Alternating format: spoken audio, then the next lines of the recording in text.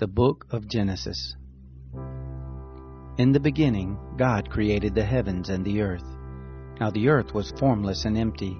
Darkness was on the surface of the deep. God's Spirit was hovering over the surface of the waters. God said, "Let there be light," and there was light. God saw the light and saw that it was good. God divided the light from the darkness. God called the light day, and the darkness he called night. There was evening and there was morning, one day. God said, "Let there be an expanse in the midst of the waters, and let it divide the waters from the waters." God made the expanse and divided the waters which were under the expanse from the waters which were above the expanse, and it was so. God called the expanse sky. There was evening and there was morning, a second day. God said, "Let the waters under the sky be gathered together to one place, and let the dry land appear," and it was so. God called the dry land earth, and the gathering together of the waters he called seas. God saw that it was good. God said, "Let the earth put forth grass, herbs yielding seed, and fruit trees bearing fruit after their kind, with its seed in it on the earth," and it was so. The earth brought forth grass, herbs yielding seed after their kind, and trees bearing fruit with its seed in it after their kind. And God saw that it was good. There was evening and there was morning, a third day. God said, "Let there be lights in the expanse of the sky to divide the day from the night, and let them be for signs, and for seasons, and for days and years, and let them be for lights in the expanse of sky to give light on the earth." And it was so. God made the two great lights, the greater light to rule the day, and the lesser light to rule the night. He also made the stars. God set them in the expanse of sky to give light to the earth, and to rule over the day and over the night, and to divide the light from the darkness. God saw that it was good. There was evening and there was morning, a fourth day.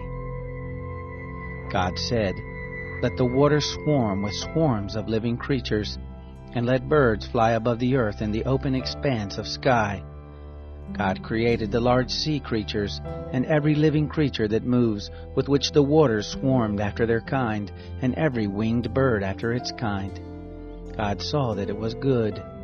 God blessed them, saying, "Be fruitful and multiply, and fill the waters and the seas, and let birds multiply on the earth." There was evening and there was morning, a fifth day. God said, "Let the earth bring forth living creatures after their kind, cattle, creeping things, and animals of the earth after their kind," and it was so. God made the animals of the earth after their kind, and the cattle after their kind, and everything that creeps on the ground after its kind. God saw that it was good. God said, "Let us make man in our image, after our likeness, and let them have dominion over the fish of the sea, and over the birds of the sky, and over the cattle, and over all the earth, and over every creeping thing that creeps on the earth." God created man in his own image. In God's image he created him, male and female he created them. God blessed them. God said to them, "Be fruitful, multiply, fill the earth and subdue it. Have dominion over the fish of the sea, over the birds of the sky, and over every living thing that moves on the earth." God said, "Behold, I have given you every herb yielding seed, which is on the surface of all the earth, and every tree which bears fruit yielding seed. It will be your food. To every animal of the earth, and to every bird of the sky, and to everything that creeps on the earth in which there is life, I have given every green herb for food." And it was so. God saw everything that he had made, and behold, it was very good. There was evening and there was morning, the sixth day. The heavens and the earth were finished, and all the host of them. On the seventh day God finished his work which he had made, and he rested on the seventh day from all his work which he had made. God blessed the seventh day, and made it holy, because he rested in it from all his work which he had created and made.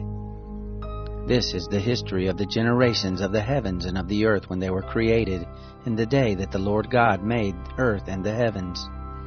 No plant of the field was yet in the earth, and no herb of the field had yet sprung up, for the Lord God had not caused it to rain on the earth. There was not a man to till the ground, but a mist went up from the earth and watered the whole surface of the ground. The Lord God formed man from the dust of the ground, and breathed into his nostrils the breath of life, and man became a living soul. The Lord God planted a garden eastward in Eden, and there he put the man whom he had formed. Out of the ground the Lord God made every tree to grow that is pleasant to the sight and good for food, the tree of life also in the midst of the garden, and the tree of the knowledge of good and evil. A river went out of Eden to water the garden, and from there it was parted, and became 4 heads. The name of the first is Pishon.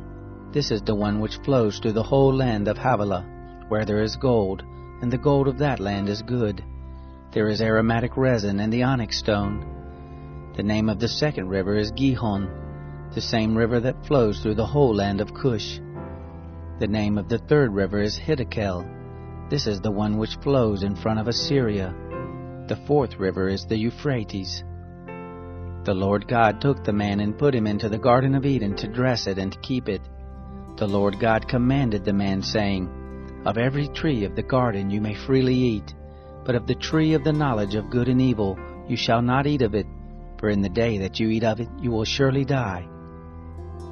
The Lord God said, It is not good that the man should be alone. I will make him a helper suitable for him. Out of the ground the Lord God formed every animal of the field, and every bird of the sky, and brought them to the man to see what he would call them. Whatever the man called every living creature, that was its name. The man gave names to all cattle, and to the birds of the sky, and to every animal of the field. But for the man there was not found a helper suitable for him. The Lord God caused a deep sleep to fall on the man, and he slept. And he took one of his ribs and closed up the flesh in its place. He made the rib which the Lord God had taken from the man into a woman, and brought her to the man. The man said, This is now bone of my bones, and flesh of my flesh. She will be called woman, because she was taken out of man. Therefore a man will leave his father and his mother, and will join with his wife, and they will be one flesh. They were both naked, the man and his wife, and were not ashamed. Now the serpent was more subtle than any animal of the field which the Lord God had made. He said to the woman, Yes, has God said, You shall not eat of any tree of the garden? The woman said to the serpent, Of the fruit of the trees of the garden we may eat, but of the fruit of the tree which is in the midst of the garden God has said, You shall not eat of it, neither shall you touch it, lest you die. The serpent said to the woman, You won't surely die.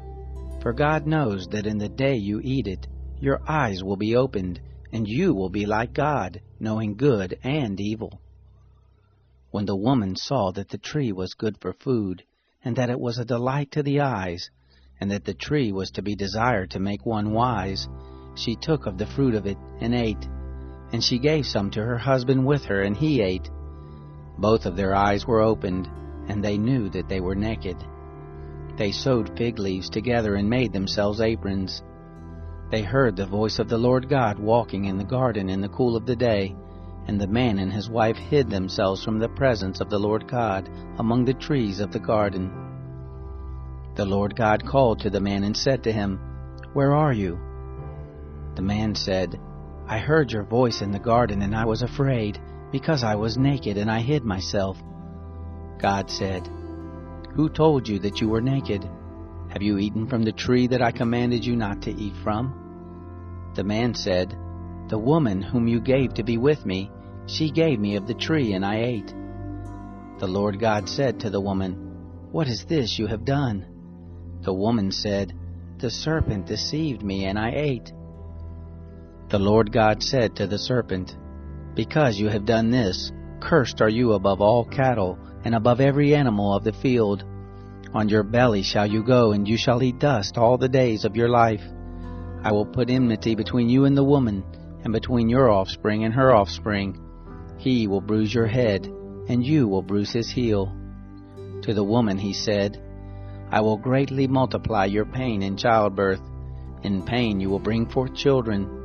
Your desire will be for your husband, and he will rule over you."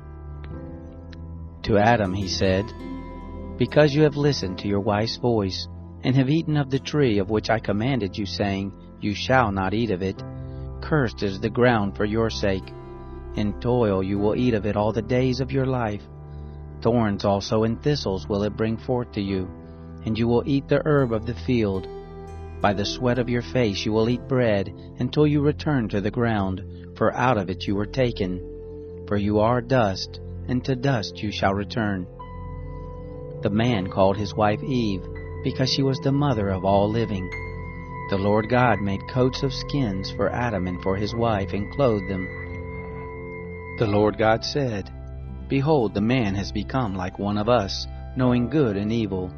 Now, lest he put forth his hand, and also take of the tree of life, and eat, and live forever." Therefore the Lord God sent him forth from the Garden of Eden, to till the ground from whence he was taken. So he drove out the man, and he placed cherubs at the east of the Garden of Eden, and the flame of a sword which turned every way, to guard the way to the tree of life. The man knew Eve his wife. She conceived and gave birth to Cain, and said, "I have gotten a man with the Lord's help." Again she gave birth to Cain's brother Abel. Abel was a keeper of sheep, but Cain was a tiller of the ground. As time passed, it happened that Cain brought an offering to the Lord from the fruit of the ground. Abel also brought some of the firstborn of his flock, and of the fat of it. The Lord respected Abel and his offering, but he didn't respect Cain and his offering. Cain was very angry, and the expression on his face fell. The Lord said to Cain, "Why are you angry? Why has the expression of your face fallen? If you do well, will it not be lifted up? If you don't do well, sin crouches at the door. Its desire is for you, but you are to rule over it." Cain said to Abel his brother, "Let's go into the field." It happened when they were in the field, that Cain rose up against Abel his brother, and killed him. The Lord said to Cain, "Where is Abel, your brother?" He said, "I don't know. Am I my brother's keeper?" The Lord said, "What have you done?" "The voice of your brother's blood cries to me from the ground. Now you are cursed because of the ground, which has opened its mouth to receive your brother's blood from your hand. From now on, when you till the ground, it won't yield its strength to you. You shall be a fugitive and a wanderer in the earth." Cain said to the Lord, "My punishment is greater than I can bear. Behold, you have driven me out this day from the surface of the ground. I will be hidden from your face, and I will be a fugitive and a wanderer in the earth. It will happen that whoever finds me will kill me." The Lord said to him, "Therefore, whoever slays Cain, vengeance will be taken on him sevenfold." The Lord appointed a sign for Cain, lest any finding him should strike him. Cain went out from the Lord's presence, and dwelt in the land of Nod on the east of Eden. Cain knew his wife. She conceived and gave birth to Enoch. He built a city, and called the name of the city after the name of his son Enoch. To Enoch was born Irad. Irad became the father of Mehujael. Mehujael became the father of Methushael. Methushael became the father of Lamech. Lamech took 2 wives. The name of the one was Ada, and the name of the other Zillah. Ada gave birth to Jabal, who was the father of those who dwell in tents and have cattle. His brother's name was Jubal, who was the father of all who handle the harp and pipe. Zillah also gave birth to Tubal-Cain, the forger of every cutting instrument of brass and iron. Tubal-Cain's sister was Naamah. Lamech said to his wives, "Ada and Zillah, hear my voice. You wives of Lamech, listen to my speech. For I have slain a man for wounding me, a young man for bruising me. If Cain will be avenged 7 times, truly Lamech 77 times." Adam knew his wife again. She gave birth to a son and named him Seth, for she said, "God has appointed me another child instead of Abel, for Cain killed him." There was also born a son to Seth, and he named him Enosh. Then men began to call on the Lord's name. This is the book of the generations of Adam. In the day that God created man, he made him in God's likeness. He created them male and female, and blessed them, and called their name Adam in the day they were created. Adam lived 130 years, and became the father of a son in his own likeness, after his image, and named him Seth. The days of Adam after he became the father of Seth were 800 years, and he became the father of sons and daughters. All the days that Adam lived were 930 years, then he died. Seth lived 105 years and became the father of Enosh. Seth lived after he became the father of Enosh 807 years, and became the father of sons and daughters. All the days of Seth were 912 years, then he died. Enosh lived 90 years and became the father of Kenan. Enosh lived after he became the father of Kenan 815 years, and became the father of sons and daughters. All the days of Enosh were 905 years, then he died. Kenan lived 70 years, and became the father of Mahalalel. Kenan lived after he became the father of Mahalalel 840 years, and became the father of sons and daughters. And all the days of Kenan were 910 years, then he died. Mahalalel lived 65 years, and became the father of Jared. Mahalalel lived after he became the father of Jared 830 years, and became the father of sons and daughters. All the days of Mahalalel were 895 years, then he died. Jared lived 162 years, and became the father of Enoch. Jared lived after he became the father of Enoch 800 years, and became the father of sons and daughters. All the days of Jared were 962 years, then he died. Enoch lived 65 years, and became the father of Methuselah. Enoch walked with God after he became the father of Methuselah 300 years, and became the father of sons and daughters.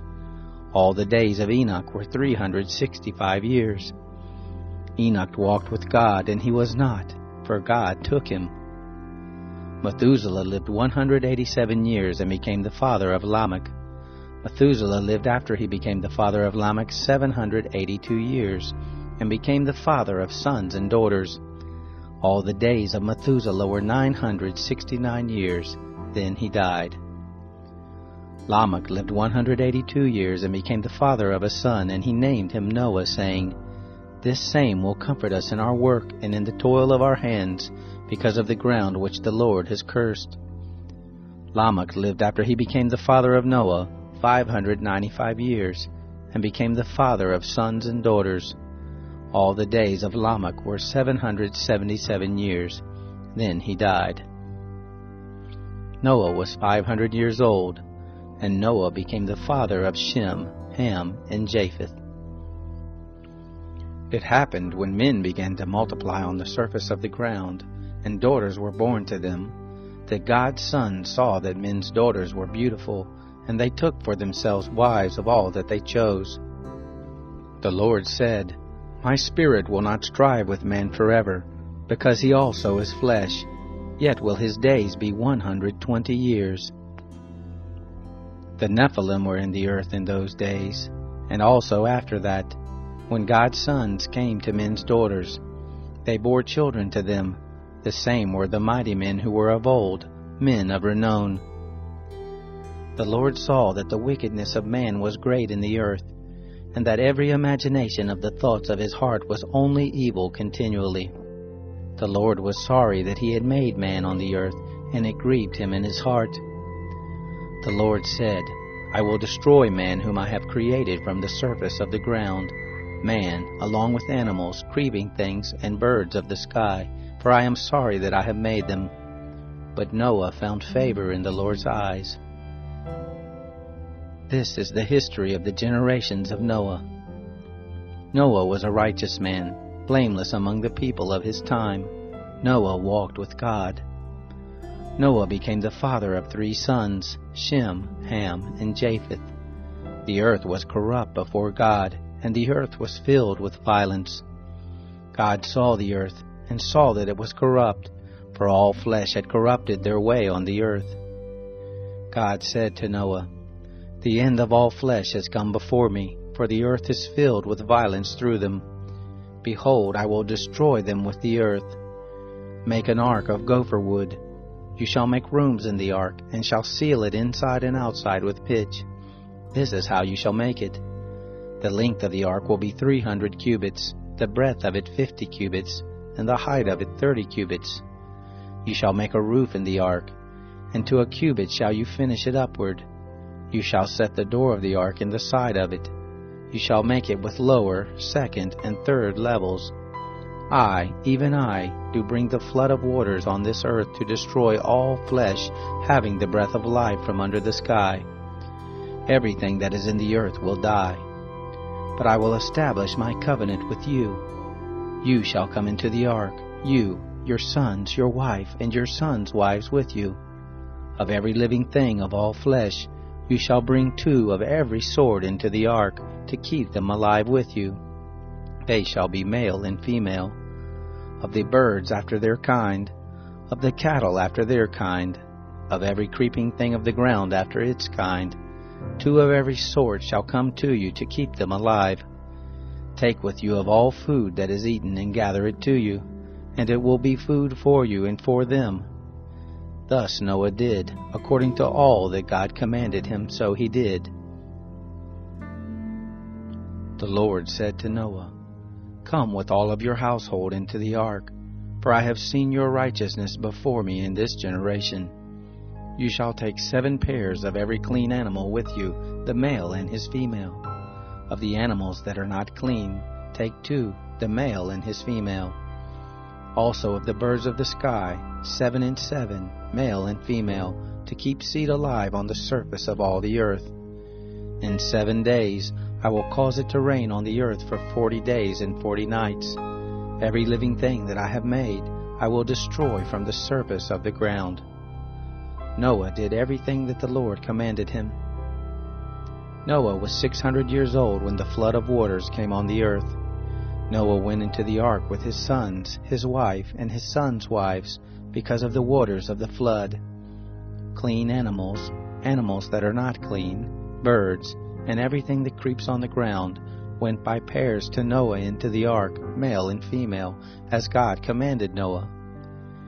It happened after the 7 days that the waters of the flood came on the earth. In the 600th year of Noah's life, in the 2nd month, on the 17th day of the month, on the same day all the fountains of the great deep were burst open, and the sky's windows were opened. The rain was on the earth 40 days and 40 nights. In the same day, Noah and Shem, Ham, and Japheth, the sons of Noah, and Noah's wife, and the 3 wives of his sons with them, entered into the ark. They and every animal after its kind, all the cattle after their kind, every creeping thing that creeps on the earth after its kind, and every bird after its kind, every bird of every sort. They went to Noah into the ark by pairs of all flesh with the breath of life in them. Those who went in, male and female of all flesh, as God commanded him, and the Lord shut him in. The flood was 40 days on the earth. The waters increased and lifted up the ark, and it was lifted up above the earth. The waters prevailed and increased greatly on the earth, and the ark floated on the surface of the waters. The waters prevailed exceedingly on the earth. All the high mountains that were under the whole sky were covered. The waters prevailed 15 cubits upward, and the mountains were covered. All flesh died that moved on the earth, including birds, cattle, animals, every creeping thing that creeps on the earth, and every man. All in whose nostrils was the breath of the Spirit of life, of all that was on the dry land, died. Every living thing was destroyed that was on the surface of the ground, including man, cattle, creeping things, and the birds of the sky. They were destroyed from the earth. Only Noah was left, and those who were with him in the ark. The waters prevailed on the earth 150 days.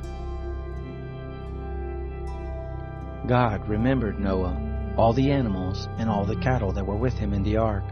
And God made a wind to pass over the earth. The waters subsided. The deep's fountains and the sky's windows were also stopped, and the rain from the sky was restrained. The waters receded from off the earth continually. After the end of 150 days, the waters decreased. The ark rested in the 7th month, on the 17th day of the month, on Ararat's mountains. The waters receded continually until the 10th month. In the 10th month, on the 1st day of the month, the tops of the mountains were seen. It happened at the end of 40 days that Noah opened the window of the ark which he had made, and he sent forth a raven. It went back and forth until the waters were dried up from off the earth. He sent forth a dove from him to see if the waters were abated from off the surface of the ground. But the dove found no place to rest her foot, and she returned to him into the ark, for the waters were on the surface of the whole earth. He put forth his hand and took her, and brought her to him into the ark. He stayed yet another 7 days, and again he sent forth the dove out of the ark. The dove came back to him at evening, and behold, in her mouth was an olive leaf plucked off. So Noah knew that the waters were abated from off the earth. He stayed yet another 7 days, and sent forth the dove, and she didn't return to him any more. It happened in the 601st year, in the 1st month, in the 1st day of the month, the waters were dried up from off the earth. Noah removed the covering of the ark and looked. He saw that the surface of the ground was dried. In the 2nd month, on the 27th day of the month, the earth was dry. God spoke to Noah, saying, Go forth from the ark, you and your wife, and your sons' wives with you. Bring forth with you every living thing that is with you of all flesh, including birds, cattle, and every creeping thing that creeps on the earth, that they may breed abundantly in the earth, and be fruitful and multiply on the earth. Noah went forth with his sons, his wife, and his sons' wives with him. Every animal, every creeping thing, and every bird, whatever moves on the earth after their families, went forth out of the ark. Noah built an altar to the Lord, and took of every clean animal, and of every clean bird, and offered burnt offerings on the altar. The Lord smelled the sweet savor. The Lord said in his heart, I will not again curse the ground any more for man's sake, because the imagination of man's heart is evil from his youth. Neither will I ever again strike everything living as I have done. While the earth remains, seed time and harvest, and cold and heat, and summer and winter, and day and night shall not cease. God blessed Noah and his sons, and said to them, Be fruitful and multiply, and replenish the earth. The fear of you and the dread of you will be on every animal of the earth, and on every bird of the sky. Everything that the ground teems with, and all the fish of the sea are delivered into your hand. Every moving thing that lives will be food for you.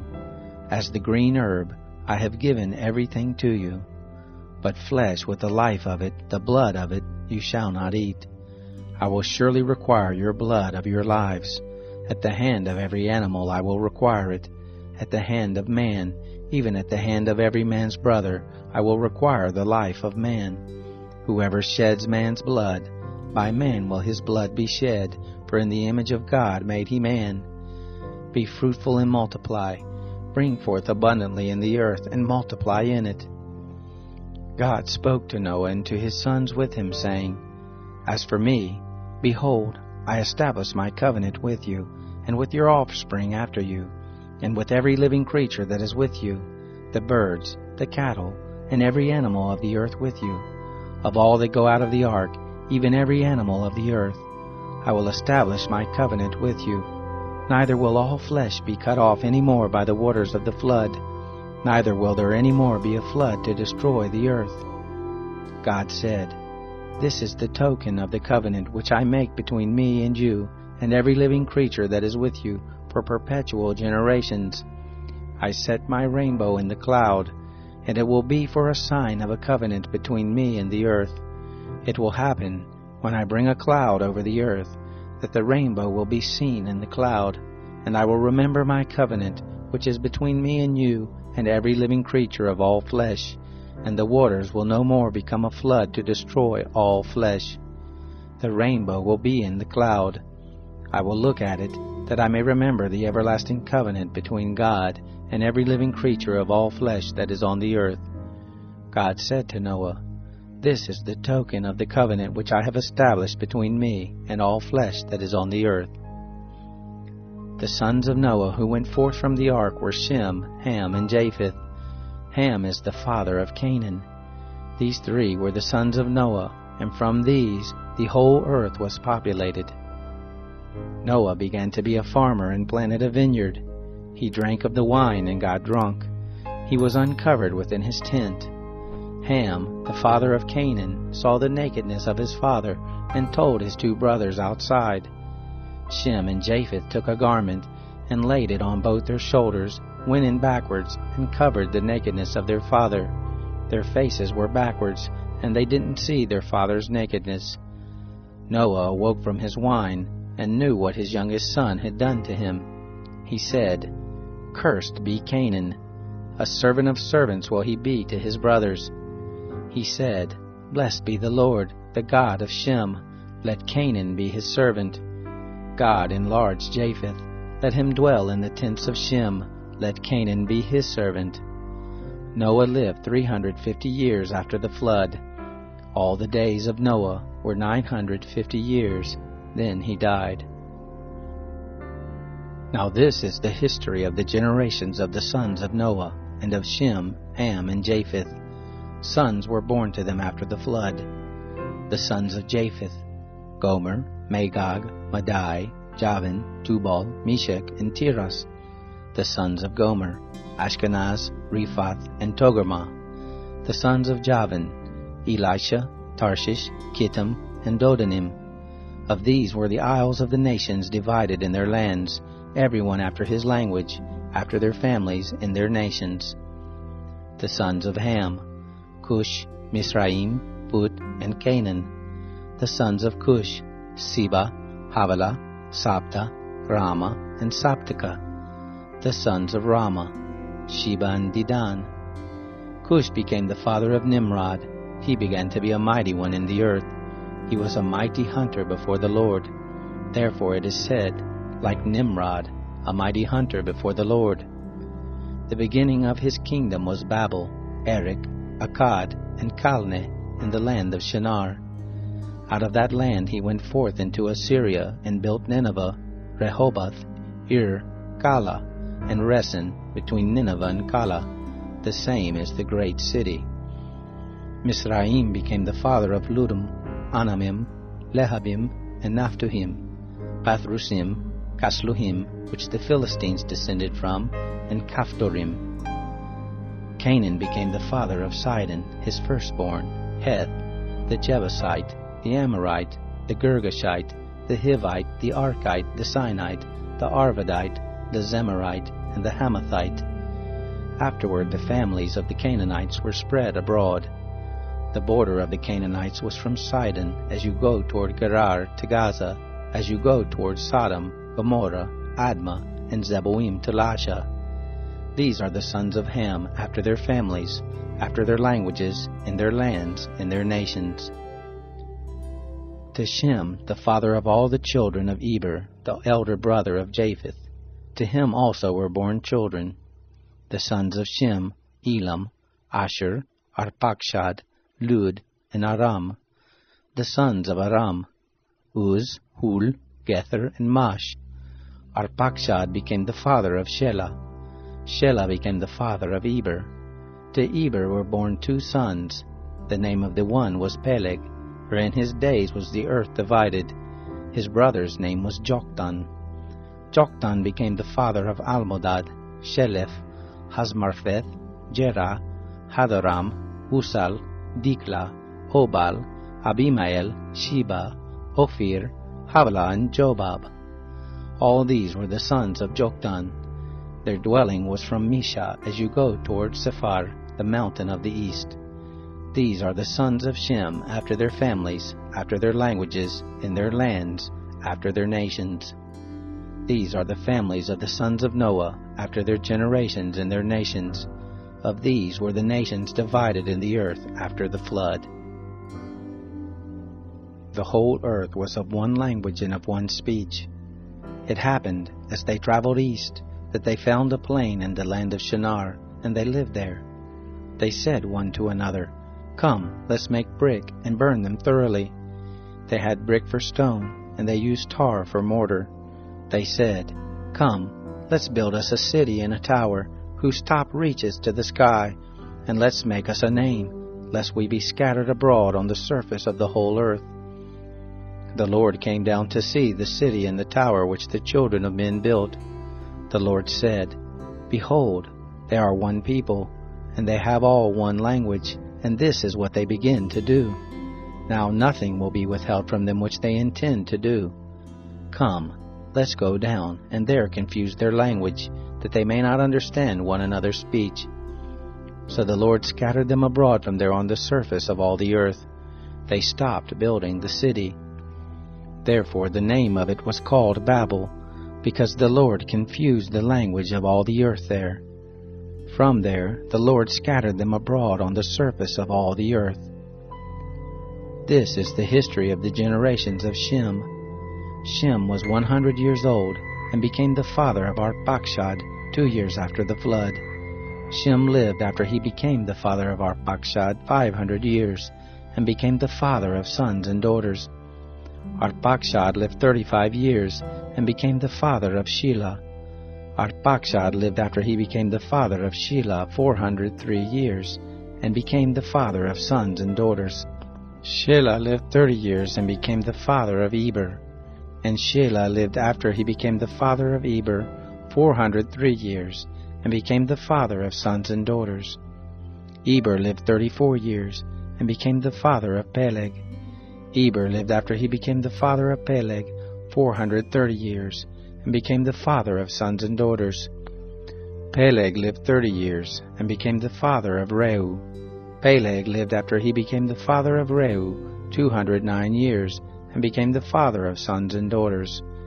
Reu lived 32 years, and became the father of Serug. Reu lived after he became the father of Serug 207 years, and became the father of sons and daughters. Serug lived 30 years, and became the father of Nahor. Serug lived after he became the father of Nahor 200 years, and became the father of sons and daughters. Nahor lived 29 years, and became the father of Terah. Nahor lived after he became the father of Terah 119 years, and became the father of sons and daughters. Terah lived 70 years, and became the father of Abram, Nahor, and Haran. Now this is the history of the generations of Terah. Terah became the father of Abram, Nahor, and Haran. Haran became the father of Lot. Haran died before his father Terah in the land of his birth, in Ur of the Chaldees. Abram and Nahor took wives. The name of Abram's wife was Sarai, and the name of Nahor's wife Milcah, the daughter of Haran, who was also the father of Iscah. Sarai was barren. She had no child. Terah took Abram his son, Lot the son of Haran his son's son, and Sarai his daughter-in-law, his son Abram's wife. They went forth from Ur of the Chaldees to go into the land of Canaan. They came to Haran and lived there. The days of Terah were 205 years. Terah died in Haran. Now the Lord said to Abram, Get out of your country, and from your relatives, and from your father's house, to the land that I will show you. I will make of you a great nation. I will bless you, and make your name great. You will be a blessing. I will bless those who bless you, and I will curse him who curses you. In you will all the families of the earth be blessed. So Abram went as the Lord had spoken to him. Lot went with him. Abram was 75 years old when he departed out of Haran. Abram took Sarai his wife, Lot his brother's son, all their substance that they had gathered, and the souls who they had gotten in Haran, and they went forth to go into the land of Canaan, and into the land of Canaan they came. Abram passed through the land to the place of Shechem, to the oak of Moreh. The Canaanite was then in the land. The Lord appeared to Abram and said, I will give this land to your seed. He built an altar there to the Lord who appeared to him. He left from there to the mountain on the east of Bethel, and pitched his tent, having Bethel on the west and Ai on the east. There he built an altar to the Lord, and called on the name of the Lord. Abram traveled, going on still toward the south. There was a famine in the land. Abram went down into Egypt to live as a foreigner there, for the famine was sore in the land. It happened, when he was come near to enter into Egypt, that he said to Sarai his wife, "See now, I know that you are a beautiful woman to look on. It will happen, when the Egyptians will see you, that they will say, 'This is his wife.' They will kill me, but they will save you alive. Please say that you are my sister, that it may be well with me for your sake, and that my soul may live because of you." It happened that when Abram had come into Egypt, the Egyptians saw that the woman was very beautiful. The princes of Pharaoh saw her and praised her to Pharaoh, and the woman was taken into Pharaoh's house. He dealt well with Abram for her sake. He had sheep and oxen and male donkeys, and men servants and maid servants and female donkeys and camels. The Lord plagued Pharaoh and his house with great plagues because of Sarai, Abram's wife. Pharaoh called Abram and said, "What is this that you have done to me? Why didn't you tell me that she was your wife? Why did you say, 'She is my sister,' so that I took her to be my wife? Now therefore, see your wife, take her and go your way." Pharaoh gave men charge concerning him, and they brought him on the way and his wife and all that he had. Abram went up out of Egypt, he, his wife, all that he had, and Lot with him into the south. Abram was very rich in cattle, in silver, and in gold. He went on his journeys from the south even to Bethel, to the place where his tent had been at the beginning, between Bethel and Ai, to the place of the altar, which he had made there at the first. There Abram called on the name of the Lord. Lot also, who went with Abram, had flocks and herds and tents. The land was not able to bear them, that they might live together, for their substance was great, so that they could not live together. There was strife between the herdsmen of Abram's cattle and the herdsmen of Lot's cattle, and the Canaanite and the Perizzite lived then in the land. Abram said to Lot, "Please, let there be no strife between me and you, and between my herdsmen and your herdsmen, for we are relatives. Isn't the whole land before you? Please separate yourself from me. If you go to the left hand, then I will go to the right. Or if you go to the right hand, then I will go to the left." Lot lifted up his eyes and saw all the plain of the Jordan, that it was well watered everywhere, before the Lord destroyed Sodom and Gomorrah. It was like the garden of the Lord, like the land of Egypt as you go to Zoar. So Lot chose the plain of the Jordan for himself. Lot traveled east, and they separated themselves the one from the other. Abram lived in the land of Canaan, and Lot lived in the cities of the plain, and moved his tent as far as Sodom. Now the men of Sodom were exceedingly wicked, and sinners against the Lord. The Lord said to Abram, after Lot was separated from him, "Now lift up your eyes and look from the place where you are, northward and southward, and eastward and westward. For all the land which you see I will give to you, and to your offspring forever. I will make your offspring as the dust of the earth, so that if a man can number the dust of the earth, then your seed may also be numbered. Arise, walk through the land in the length of it, and in the breadth of it, for I will give it to you." Abram moved his tent and came and lived by the oaks of Mamre, which are in Hebron, and built an altar there to the Lord. It happened in the days of Amraphel, king of Shinar, Arioch, king of Elasar, Kedorlaomer, king of Elam, and Tidal, king of Goim, that they made war with Bera, king of Sodom, and with Birsha, king of Gomorrah, Shinab, king of Admah, and Shemabir, king of Zeboim, and the king of Bela, the same is Zoar. All these joined together in the valley of Siddim, the same is the Salt Sea. 12 years they served Kedorlaomer, and in the 13th year they rebelled. In the 14th year Kedorlaomer came, and the kings who were with him, and struck the Rephaim in Ashtaroth Karnaim, and the Zuzim in Ham, and the Imim in Shaveh Kiriathaim, and the Horites in their Mount Seir, to El Paran, which is by the wilderness. They returned and came to En Mishpat, the same as Kadesh, and struck all the country of the Amalekites, and also the Amorites that lived in Hazazon Tamar. There went out the king of Sodom, and the king of Gomorrah, and the king of Admah, and the king of Zeboim, and the king of Bela, the same is Zoar. And they set the battle in array against them in the valley of Siddim, against Kedorlaomer king of Elam, and Tidal king of Goim, and Amraphel king of Shinar, and Arioch king of Elasar, 4 kings against the 5. Now the valley of Siddim was full of tar pits, and the kings of Sodom and Gomorrah fled, and they fell there, and those who remained fled to the mountain. They took all the goods of Sodom and Gomorrah, and all their food, and went their way. They took Lot, Abram's brother's son, who lived in Sodom, and his goods, and departed. One who had escaped came and told Abram the Hebrew. Now he lived by the oaks of Mamre, the Amorite, brother of Eshcol, and brother of Aner, and these were allies of Abram.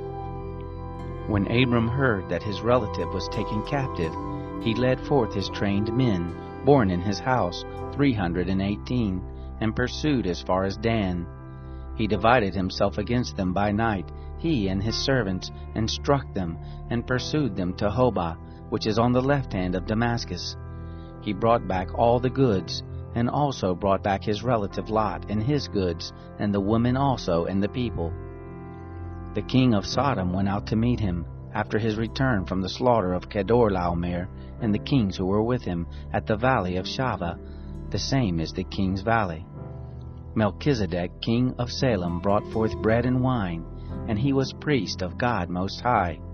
He blessed him and said, Blessed be Abram of God Most High, possessor of heaven and earth, and blessed be God Most High, who has delivered your enemies into your hand. Abram gave him 1/10 of all. The king of Sodom said to Abram, Give me the people, and take the goods to yourself.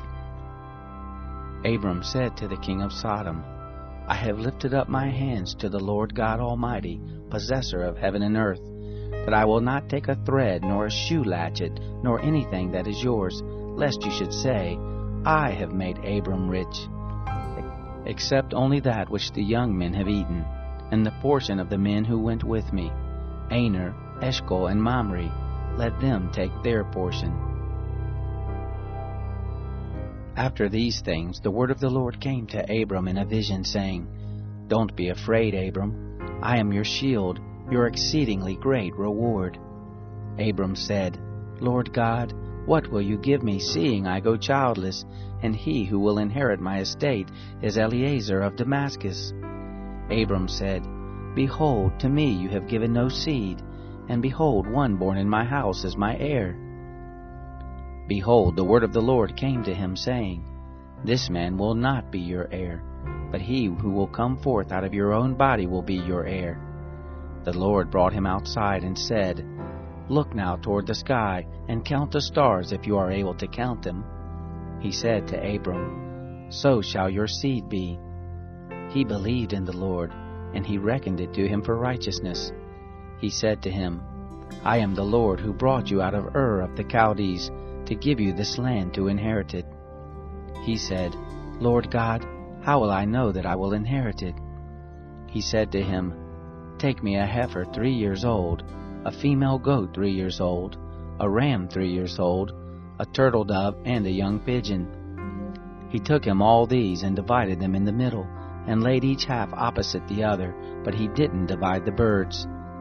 The birds of prey came down on the carcasses, and Abram drove them away. When the sun was going down, a deep sleep fell on Abram. Now terror and great darkness fell on him. He said to Abram, Know for sure that your seed will live as foreigners in a land that is not theirs, and will serve them. They will afflict them 400 years. I will also judge that nation whom they will serve. Afterward they will come out with great substance. But you will go to your fathers in peace. You will be buried in a good old age. In the 4th generation they will come here again, for the iniquity of the Amorite is not yet full. It came to pass that, when the sun went down and it was dark, behold, a smoking furnace and a flaming torch passed between these pieces. In that day the Lord made a covenant with Abram, saying, To your seed have I given this land, from the river of Egypt to the great river, the river Euphrates. The Kenites, the Kenizzites, the Cadmonites, the Hittites, the Perizzites, the Rephaim, the Amorites, the Canaanites, the Girgashites, and the Jebusites. Now Sarai, Abram's wife, bore him no children. She had a handmaid, an Egyptian, whose name was Hagar. Sarai said to Abram, See now, the Lord has restrained me from bearing. Please go in to my handmaid. It may be that I will obtain children by her. Abram listened to the voice of Sarai. Sarai, Abram's wife, took Hagar the Egyptian, her handmaid, after Abram had lived 10 years in the land of Canaan, and gave her to Abram her husband to be his wife. He went in to Hagar, and she conceived. When she saw that she had conceived, her mistress was despised in her eyes. Sarai said to Abram, This wrong is your fault. I gave my handmaid into your bosom, and when she saw that she had conceived, I was despised in her eyes. The Lord judge between me and you. But Abram said to Sarai, Behold, your maid is in your hand. Do to her whatever is good in your eyes. Sarai dealt harshly with her, and she fled from her face. The angel of the Lord found her by a fountain of water in the wilderness, by the fountain in the way to Shur. He said, Hagar, Sarai's handmaid, where did you come from? Where are you going? She said, I am fleeing from the face of my mistress Sarai. The angel of the Lord said to her, Return to your mistress and submit yourself under her hands. The angel of the Lord said to her, I will greatly multiply your seed, and they will not be numbered for multitude. The angel of the Lord said to her, Behold, you are with child, and will bear a son. You shall call his name Ishmael, because the Lord has heard your affliction. He will be like a wild donkey among men.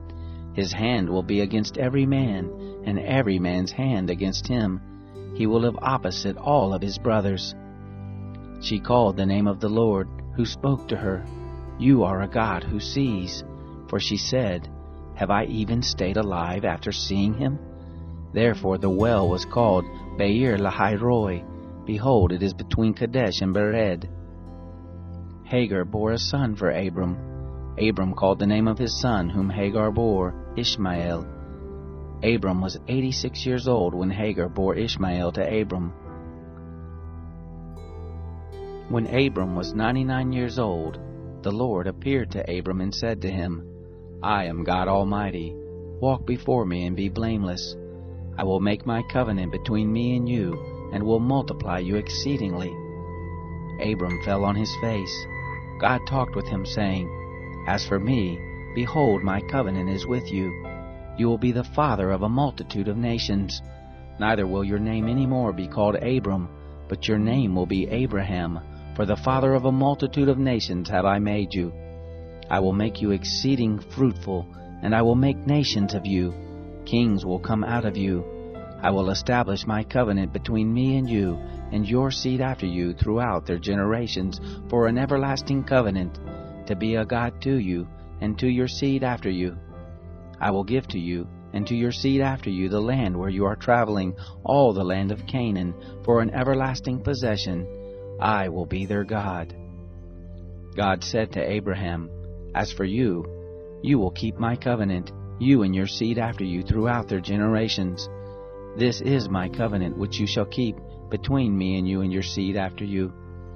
Every male among you shall be circumcised. You shall be circumcised in the flesh of your foreskin. It will be a token of a covenant between me and you. He who is 8 days old will be circumcised among you. Every male throughout your generations, he who is born in the house, or bought with money of any foreigner who is not of your seed. He who is born in your house, and he who is brought with your money must be circumcised. My covenant will be in your flesh for an everlasting covenant.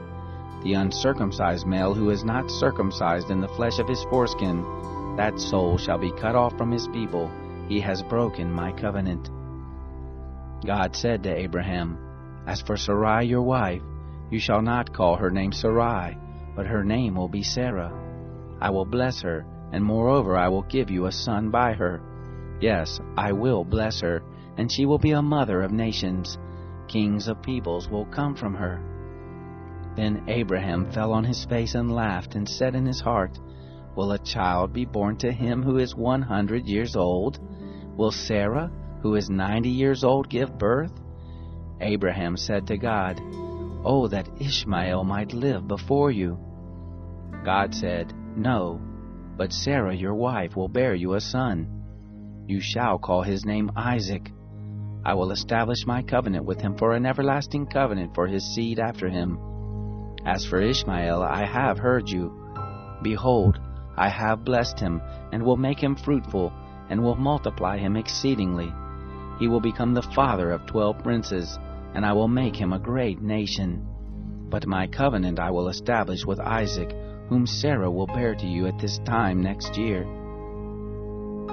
When he had finished talking with him, God went up from Abraham. Abraham took Ishmael his son, all who were born in his house, and all who were bought with his money, every male among the men of Abraham's house, and circumcised the flesh of their foreskin in the same day, as God had said to him. Abraham was 99 years old when he was circumcised in the flesh of his foreskin. Ishmael his son was 13 years old when he was circumcised in the flesh of his foreskin. In the same day both Abraham and Ishmael his son were circumcised. All the men of his house, those born in the house and those bought with money of a foreigner, were circumcised with him. The Lord appeared to him by the oaks of Mamre, as he sat in the tent door in the heat of the day. He lifted up his eyes and looked, and saw that 3 men stood opposite him. When he saw them, he ran to meet them from the tent door, and bowed himself to the earth, and said, "My Lord, if now I have found favor in your sight, please don't go away from your servant. Now let a little water be fetched, wash your feet, and rest yourselves under the tree. I will get a morsel of bread, so you can refresh your heart.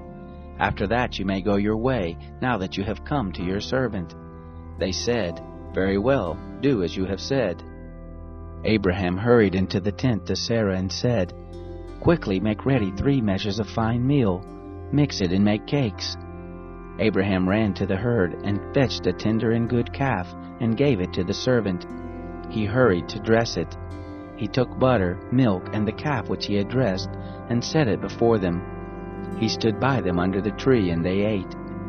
They said to him, "Where is Sarah your wife?" He said, "See, in the tent."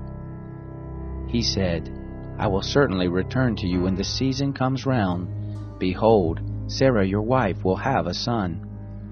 Sarah heard in the tent door which was behind him. Now Abraham and Sarah were old, well advanced in age. It had ceased to be with Sarah after the manner of women. Sarah laughed within herself, saying, "After I have grown old, will I have pleasure, my Lord being old also?" The Lord said to Abraham, "Why did Sarah laugh, saying, 'Will I really bear a child, yet I am old?' Is anything too hard for the Lord? At the set time I will return to you, when the season comes round, and Sarah will have a son." Then Sarah denied, saying, "I didn't laugh," for she was afraid. He said, "No, but you did laugh." The men rose up from there and looked toward Sodom. Abraham went with them to see them on their way. The Lord said, "Will I hide from Abraham that which I do? Seeing that Abraham has surely become a great and mighty nation, and all the nations of the earth will be blessed in him. For I have known him, to the end that he may command his children and his household after him, that they may keep the way of the Lord, to do righteousness and justice, to the end that the Lord may bring on Abraham that which he has spoken of him." The Lord said, "Because the cry of Sodom and Gomorrah is great, and because their sin is very grievous, I will go down now and see whether they have done altogether according to the cry of it which is come to me. If not, I will know." The men turned from there and went toward Sodom, but Abraham stood yet before the Lord. Abraham drew near and said, "Will you consume the righteous with the wicked? What if there are 50 righteous within the city? Will you consume and not spare the place for the 50 righteous who are therein? Be it far from you to do things like that, to kill the righteous with the wicked. that so the righteous should be as the wicked? May that be far from you. Shouldn't the judge of all the earth do right?" The Lord said, "If I find in Sodom 50 righteous within the city, then I will spare all the place for their sake." Abraham answered, "See now, I have taken it on myself to speak to the Lord, who am but dust and ashes. What if there lack 5 of the 50 righteous? Will you destroy all the city for lack of 5? He said, "I will not destroy it if I find 45 there." He spoke to him yet again and said, "What if there are 40 found there?" He said, "I will not do it for the 40's sake." He said, "Oh, don't let the Lord be angry, and I will speak. What if there are found 30 there?" He said, "I will not do it if I find 30 there." He said, "See now, I have taken it on myself to speak to the Lord. What if there are 20 found there?" He said, "I will not destroy it for the 20's sake." He said, "Oh, don't let the Lord be angry, and I will speak yet but this once. What if 10 are found there?" He said, "I will not destroy it for the 10's sake." The Lord went his way as soon as he had finished communing with Abraham, and Abraham returned to his place. The 2 angels came to Sodom at evening. Lot sat in the gate of Sodom.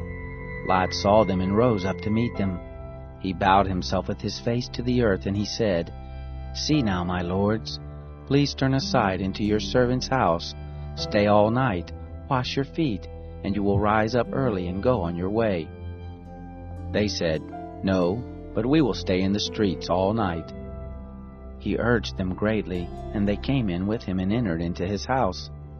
He made them a feast and baked unleavened bread, and they ate. But before they lay down, the men of the city, the men of Sodom, surrounded the house, both young and old, all the people from every quarter.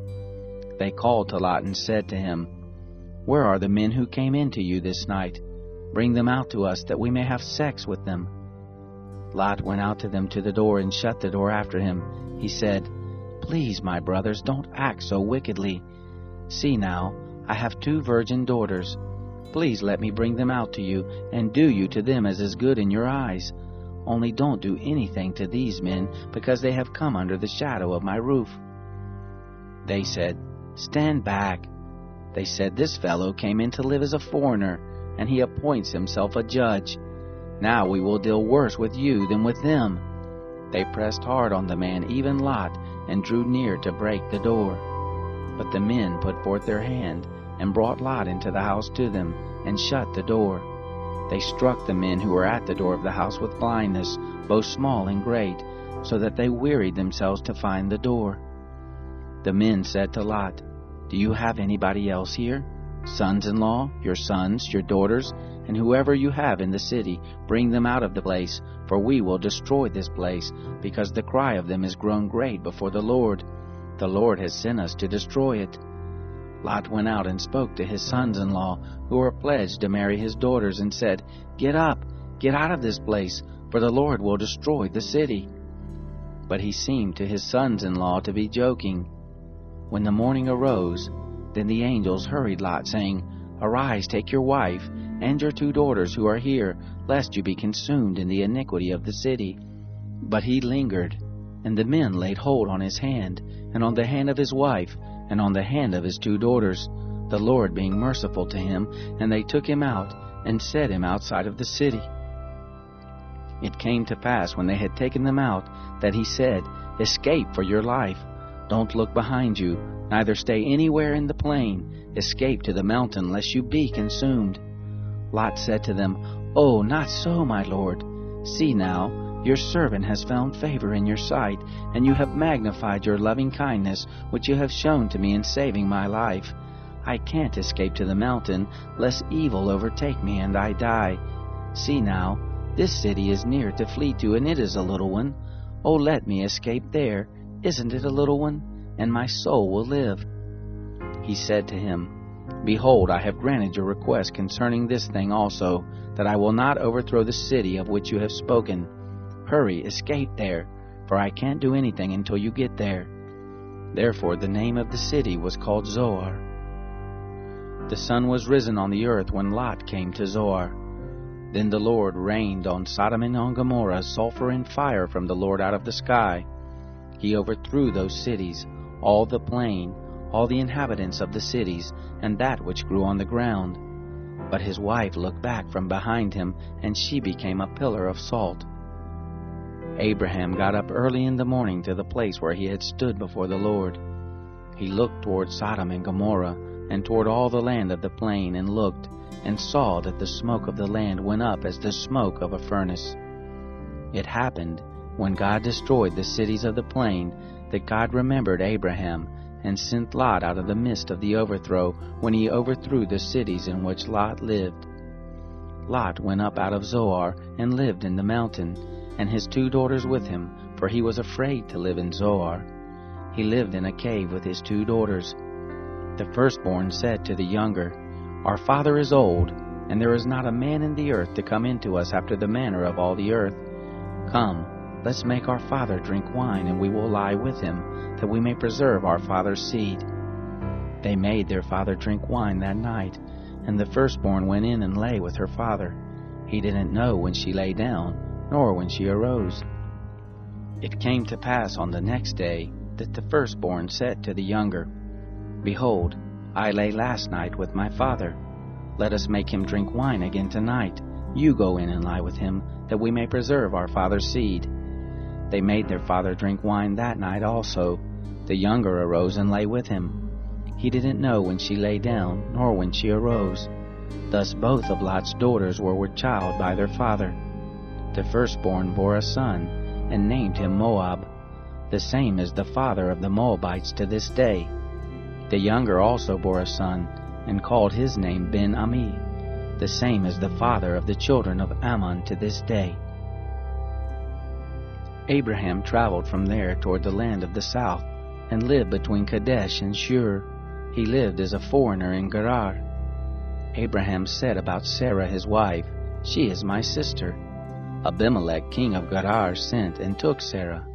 But God came to Abimelech in a dream of the night, and said to him, Behold, you are a dead man, because of the woman whom you have taken, for she is a man's wife. Now Abimelech had not come near her. He said, Lord, will you kill even a righteous nation?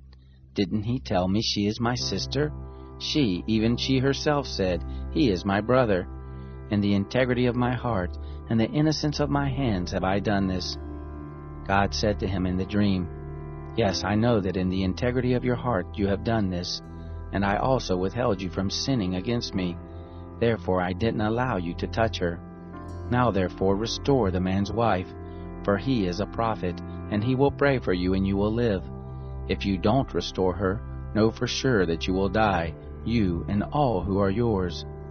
Abimelech rose early in the morning and called all his servants, and told all these things in their ear. The men were very scared. Then Abimelech called Abraham and said to him, What have you done to us?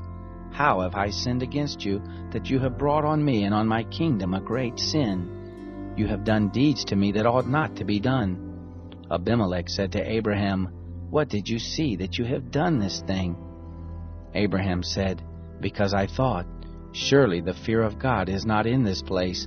They will kill me for my wife's sake.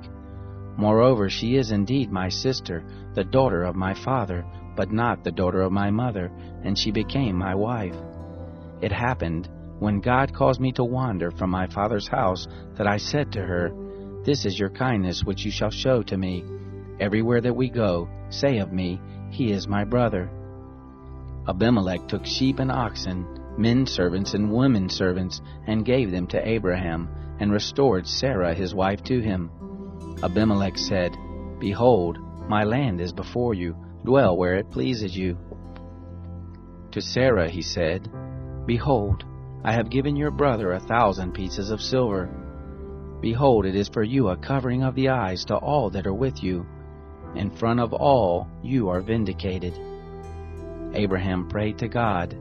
God healed Abimelech and his wife, and his maidservants, and they bore children.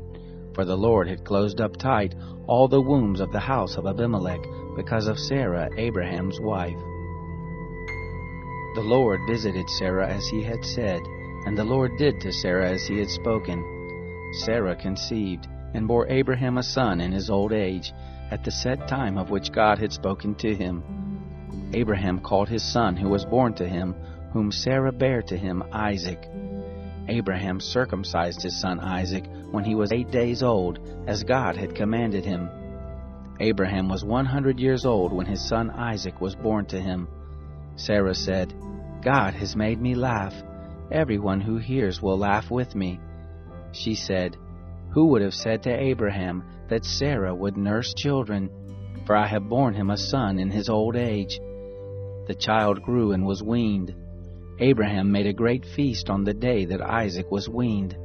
Sarah saw the son of Hagar the Egyptian, whom she had borne to Abraham, mocking. Therefore she said to Abraham, Cast out this handmaid and her son, for the son of this handmaid will not be heir with my son, even with Isaac. The thing was very grievous in Abraham's sight on account of his son. God said to Abraham, Don't let it be grievous in your sight because of the boy, and because of your handmaid. In all that Sarah says to you, listen to her voice, for from Isaac will your seed be called. Also of the son of the handmaid will I make a nation, because he is your seed. Abraham rose up early in the morning, and took bread and a bottle of water, and gave it to Hagar, putting it on her shoulder, and gave her the child, and sent her away. She departed and wandered in the wilderness of Beersheba. The water in the bottle was spent, and she cast the child under one of the shrubs. She went and sat down opposite him a good way off, about a bow shot away. For she said, Don't let me see the death of the child. She sat over against him and lifted up her voice and wept. God heard the voice of the boy. The angel of God called to Hagar out of the sky and said to her, What ails you, Hagar? Don't be afraid, for God has heard the voice of the boy where he is. Get up, lift up the boy and hold him in your hand, for I will make him a great nation. God opened her eyes, and she saw a well of water. She went, filled the bottle with water, and gave the boy drink. God was with the boy, and he grew. He lived in the wilderness, and became, as he grew up, an archer. He lived in the wilderness of Paran. His mother took a wife for him out of the land of Egypt. It happened at that time that Abimelech and Phicol, the captain of his host, spoke to Abraham, saying, God is with you in all that you do. Now therefore swear to me here by God that you will not deal falsely with me, nor with my son, nor with my son's son. But according to the kindness that I have done to you, you shall do to me, and to the land in which you have lived as a foreigner. Abraham said, I will swear. Abraham complained to Abimelech because of a water well which Abimelech's servants had violently taken away. Abimelech said, I don't know who has done this thing, neither did you tell me, neither did I hear of it until today. Abraham took sheep and oxen and gave them to Abimelech. Those two made a covenant. Abraham set 7 ewe lambs of the flock by themselves. Abimelech said to Abraham, What do these 7 ewe lambs which you have set by themselves mean? He said, You shall take these 7 ewe lambs from my hand, that it may be a witness to me that I have dug this well. Therefore he called that place Beersheba, because they both swore there. So they made a covenant at Beersheba. Abimelech rose up with Phicol, the captain of his host, and they returned into the land of the Philistines. Abraham planted a tamarisk tree in Beersheba, and called there on the name of the Lord, the everlasting God. Abraham lived as a foreigner in the land of the Philistines many days. It happened after these things that God tested Abraham and said to him, Abraham. He said, Here I am. He said, Now take your son, your only son whom you love, even Isaac, and go into the land of Moriah. Offer him there for a burnt offering on one of the mountains which I will tell you of. Abraham rose early in the morning and saddled his donkey, and took 2 of his young men with him and Isaac his son. He split the wood for the burnt offering and rose up, and went to the place of which God had told him. On the 3rd day Abraham lifted up his eyes and saw the place far off. Abraham said to his young men, Stay here with the donkey. The boy and I will go yonder. We will worship, and come back to you." Abraham took the wood of the burnt offering and laid it on his son Isaac. He took in his hand the fire and the knife. They both went together. Isaac spoke to Abraham his father and said, "My father?" He said, "Here I am, my son." He said, "Here is the fire and the wood, but where is the lamb for a burnt offering?" Abraham said, "God will provide himself the lamb for a burnt offering, my son." So they both went together. They came to the place which God had told him of. Abraham built the altar there, and laid the wood in order, bound Isaac his son, and laid him on the altar on the wood. Abraham stretched forth his hand, and took the knife to kill his son. The angel of the Lord called to him out of the sky, and said, "Abraham, Abraham!" He said, "Here I am." He said, "Don't lay your hand on the boy, neither do anything to him, for now I know that you fear God, seeing that you have not withheld your son, your only son, from me." Abraham lifted up his eyes and looked, and saw that behind him was a ram caught in the thicket by his horns. Abraham went and took the ram, and offered him up for a burnt offering instead of his son. Abraham called the name of that place Yahweh-Jireh, as it is said to this day, "In the Lord's mountain it will be provided." The angel of the Lord called to Abraham a second time out of the sky, and said, "I have sworn by myself, says the Lord, because you have done this thing and have not withheld your son, your only son, that in blessing I will bless you, and in multiplying I will multiply your seed as the stars of the heavens, and as the sand which is on the seashore. Your seed will possess the gate of his enemies. In your seed will all the nations of the earth be blessed, because you have obeyed my voice." So Abraham returned to his young men, and they rose up and went together to Beersheba. Abraham lived at Beersheba. It happened after these things that it was told Abraham, saying, "Behold, Milcah, she also has borne children to your brother Nahor, Uz his firstborn, Buz his brother, Kemuel the father of Aram, Chesed, Hazo, Pildash, Jidlaph, and Bethuel. Bethuel became the father of Rebekah. These 8 Milcah bore to Nahor, Abraham's brother. His concubine, whose name was Reumah, also bare Tebah, Gaham, Tahash, and Maacah. Sarah lived 127 years. These were the years of Sarah's life. Sarah died in Kiriath Arba, the same as Hebron, in the land of Canaan. Abraham came to mourn for Sarah and to weep for her. Abraham rose up from before his dead, and spoke to the children of Heth, saying, "I am a stranger and a foreigner living with you. Give me a possession of a burying place with you, that I may bury my dead out of my sight." The children of Heth answered Abraham, saying to him, "Hear us, my lord. You are a prince of God among us. In the choice of our tombs bury your dead. None of us will withhold from you his tomb, but that you may bury your dead." Abraham rose up and bowed himself to the people of the land, even to the children of Heth. He talked with them, saying, "If it be your mind that I should bury my dead out of my sight, hear me, and entreat for me to Ephron the son of Zohar, that he may give me the cave of Machpelah, which he has, which is in the end of his field.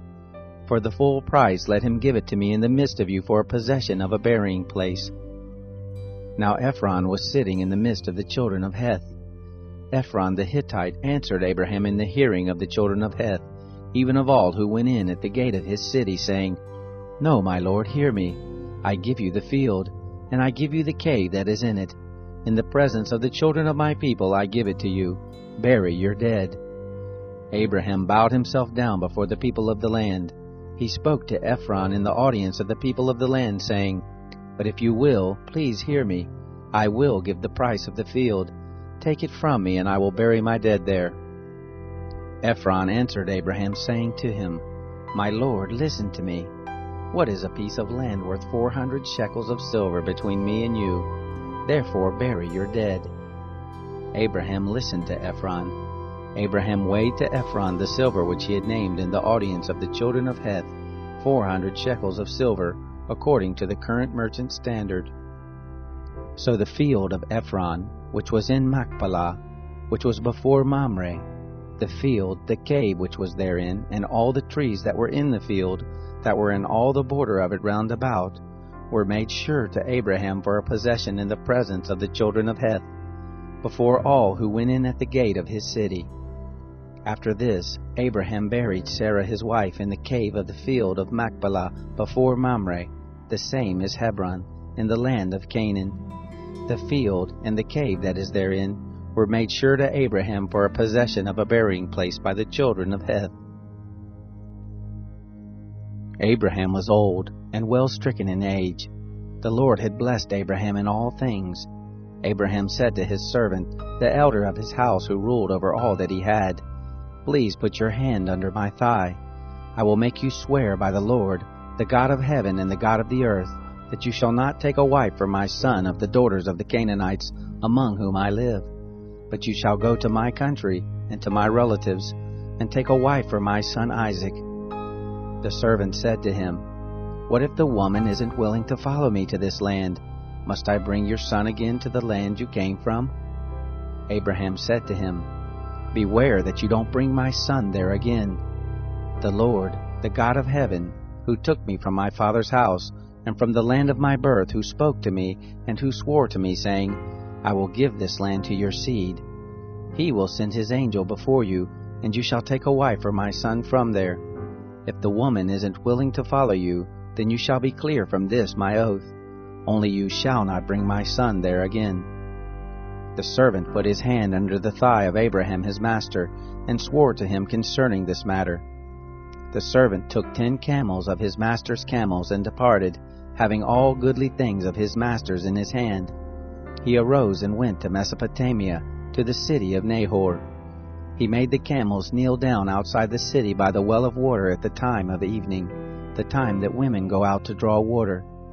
He said, Lord, the God of my master Abraham, please give me success this day, and show kindness to my master Abraham. Behold, I am standing by the spring of water. The daughters of the men of the city are coming out to draw water. Let it happen that the young lady to whom I will say, Please let down your pitcher that I may drink, she will say, Drink, and I will also give your camels a drink. Let the same be she who you have appointed for your servant Isaac. Thereby will I know that you have shown kindness to my master. It happened, before he had done speaking, that behold, Rebekah came out, who was born to Bethuel the son of Milcah, the wife of Nahor, Abraham's brother, with a pitcher on her shoulder. The young lady was very beautiful to look at, a virgin, neither had any man known her. She went down to the spring, filled her pitcher, and came up.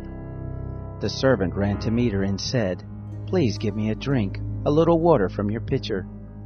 She said, Drink, my lord. She hurried and let down her pitcher on her hand and gave him drink.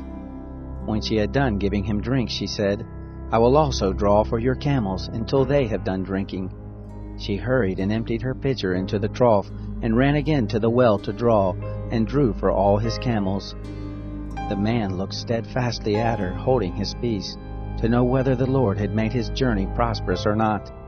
It happened, as the camels had done drinking, that the man took a golden ring of 1/2 shekel weight, and 2 bracelets for her hands of 10 shekels weight of gold, and said, Whose daughter are you? Please tell me, is there room in your father's house for us to lodge in? She said to him, I am the daughter of Bethuel, the son of Milcah, whom she bore to Nahor. She said moreover to him, We have both straw and provender enough, and room to lodge in. The man bowed his head and worshipped the Lord. He said, Blessed be the Lord, the God of my master Abraham, who has not forsaken his loving kindness and his truth toward my master. As for me, the Lord has led me in the way to the house of my master's relatives. The young lady ran and told her mother's house about these words.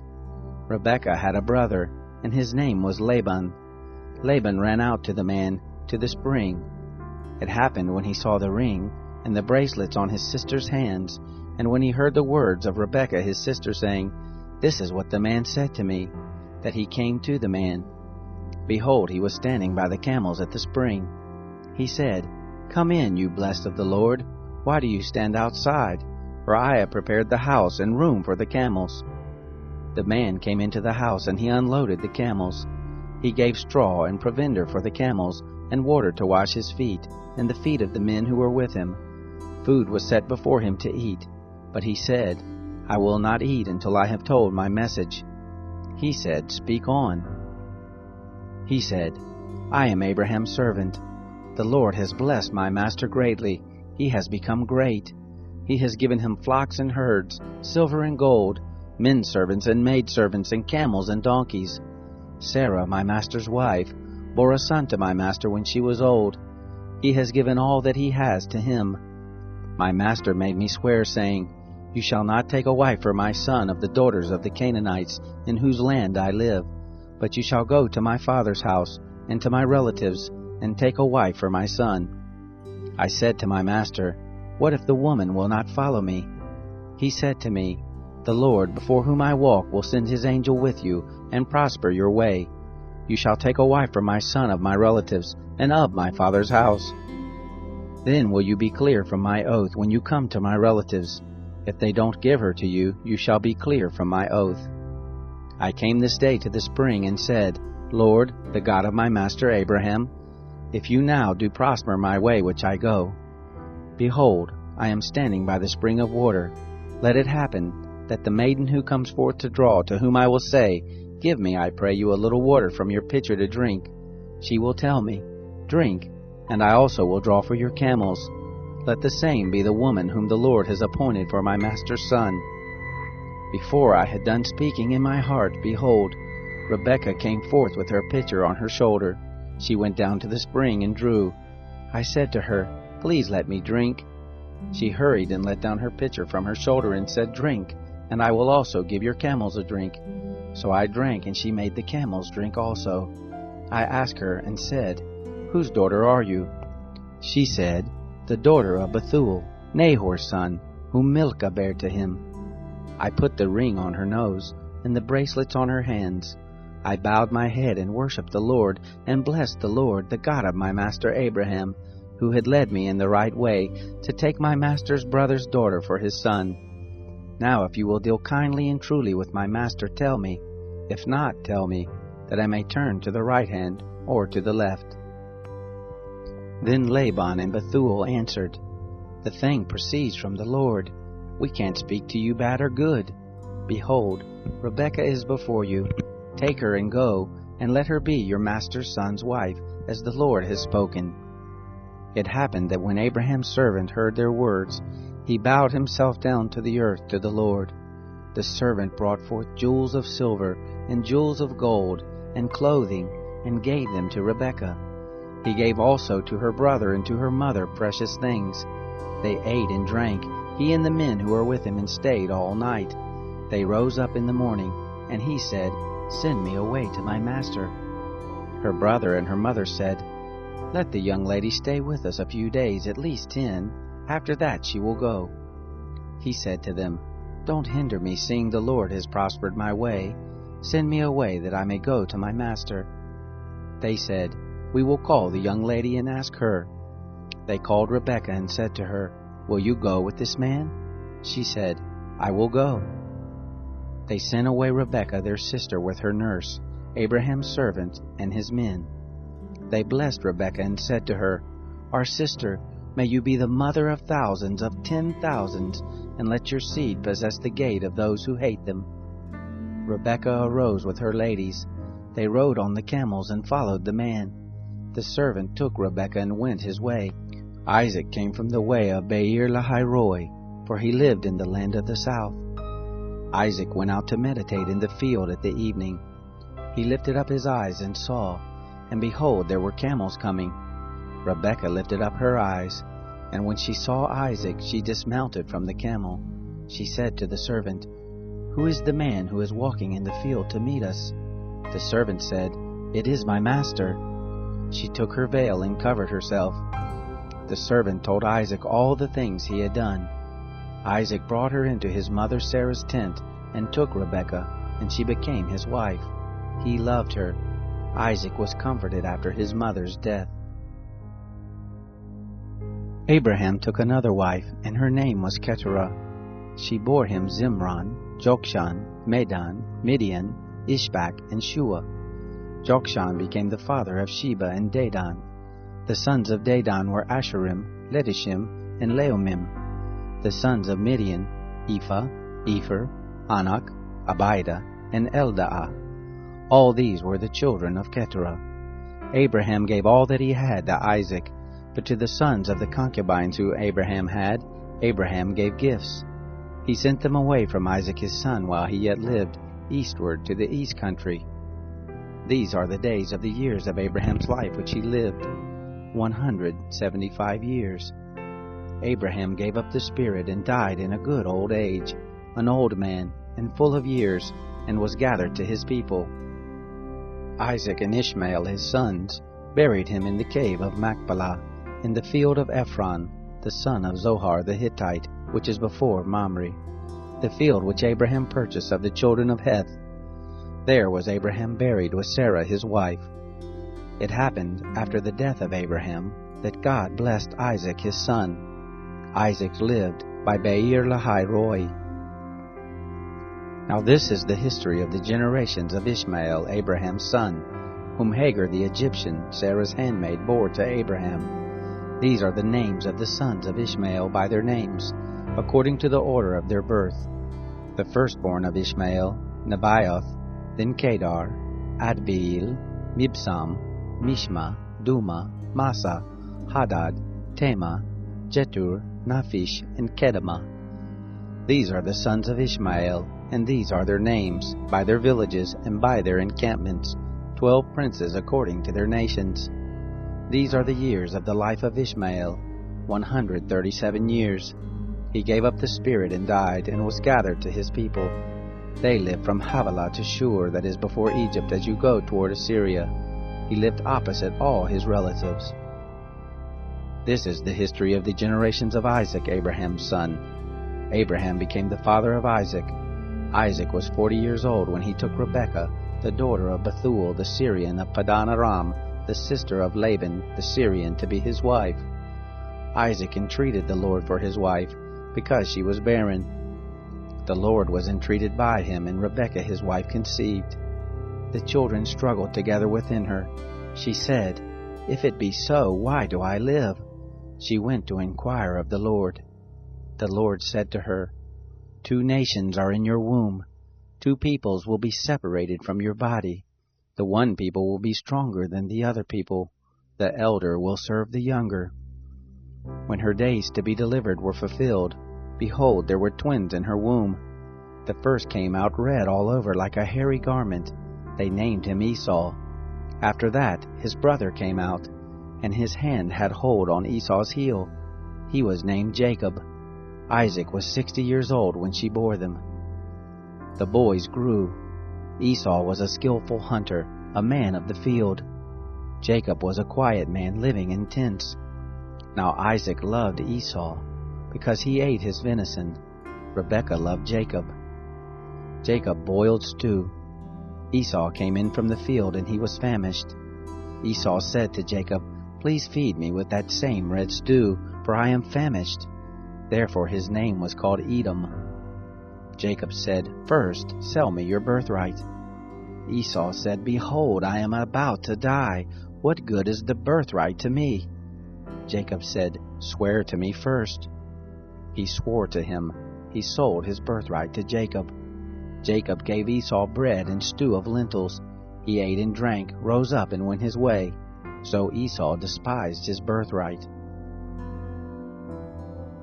There was a famine in the land, besides the first famine that was in the days of Abraham.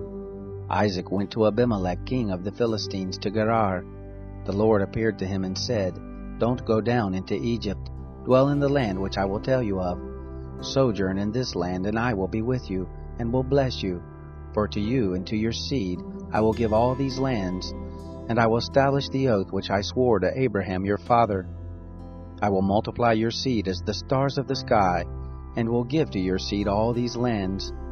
In your seed will all the nations of the earth be blessed, because Abraham obeyed my voice, and kept my charge, my commandments, my statutes, and my laws." Isaac lived in Gerar. The men of the place asked him about his wife. He said, "She is my sister," for he was afraid to say my wife, lest he thought the men of the place might kill me for Rebekah, because she was beautiful to look on. It happened, when he had been there for a long time, that Abimelech, king of the Philistines, looked out a window, and saw, and behold, Isaac was caressing Rebekah his wife. Abimelech called Isaac and said, "Behold, surely she is your wife. Why did you say, 'She is my sister'?" Isaac said to him, "Because I said, lest I die because of her." Abimelech said, "What is this you have done to us? One of the people might easily have lain with your wife, and you would have brought guilt on us." Abimelech charged all the people, saying, "He who touches this man or his wife will surely be put to death." Isaac sowed in that land, and reaped in the same year 100 times what he planted. The Lord blessed him. The man grew great, and grew more and more, until he became very great. He had possessions of flocks, possessions of herds, and a great household. The Philistines envied him. Now all the wells which his father's servant had dug in the days of Abraham his father, the Philistines had stopped and filled with earth. Abimelech said to Isaac, "Go from us, for you are much mightier than we." Isaac departed from there, and camped in the valley of Gerar, and lived there.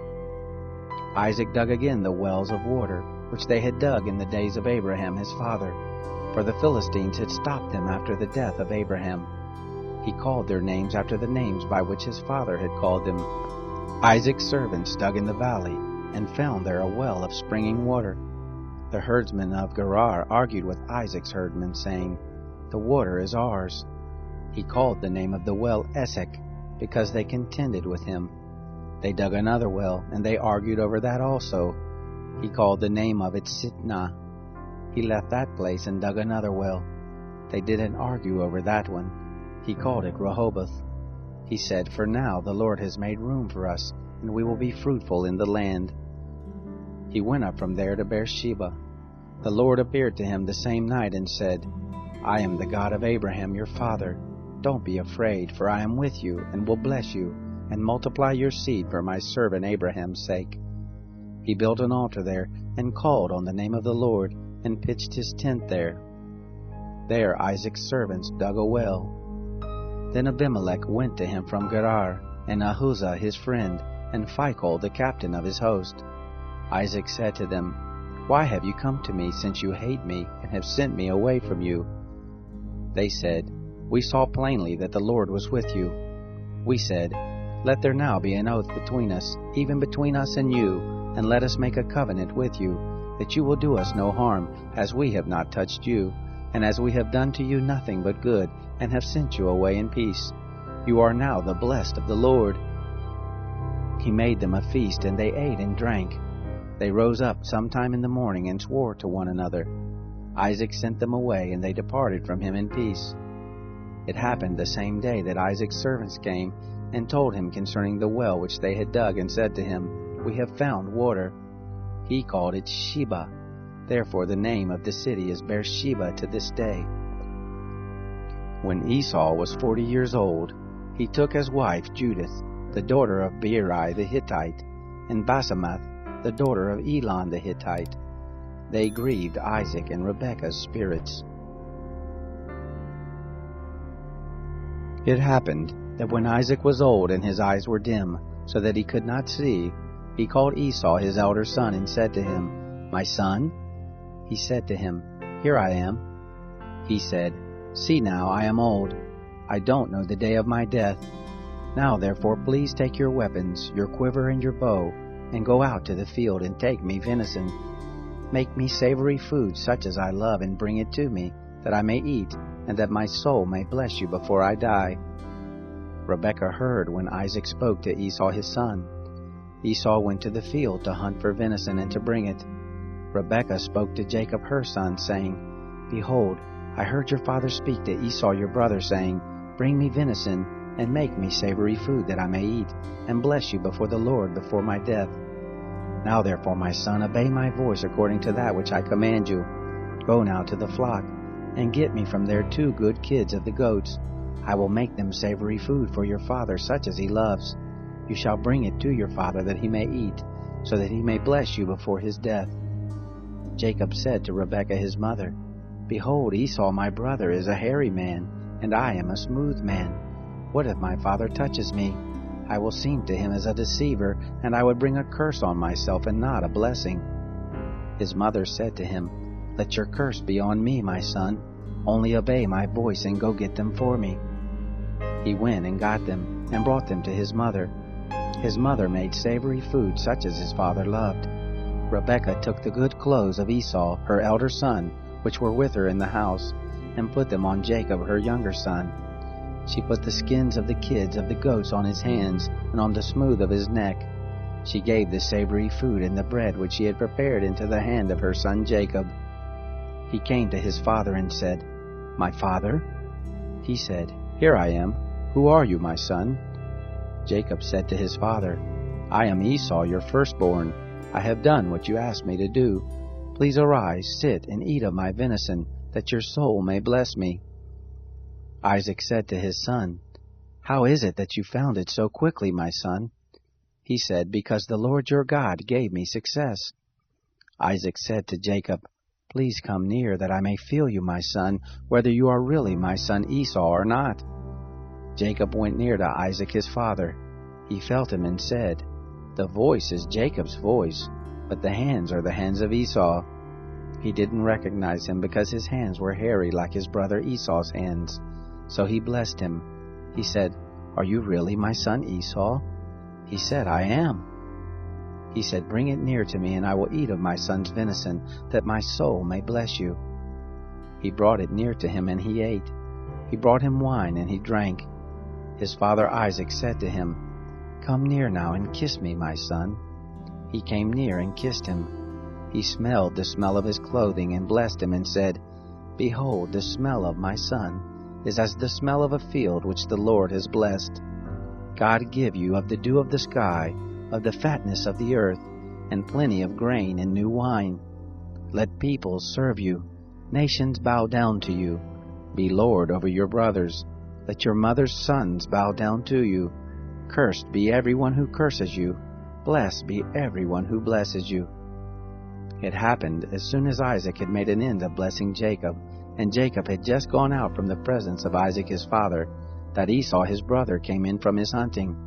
He also made savory food and brought it to his father. He said to his father, "Let my father arise and eat of his son's venison, that your soul may bless me." Isaac his father said to him, "Who are you?"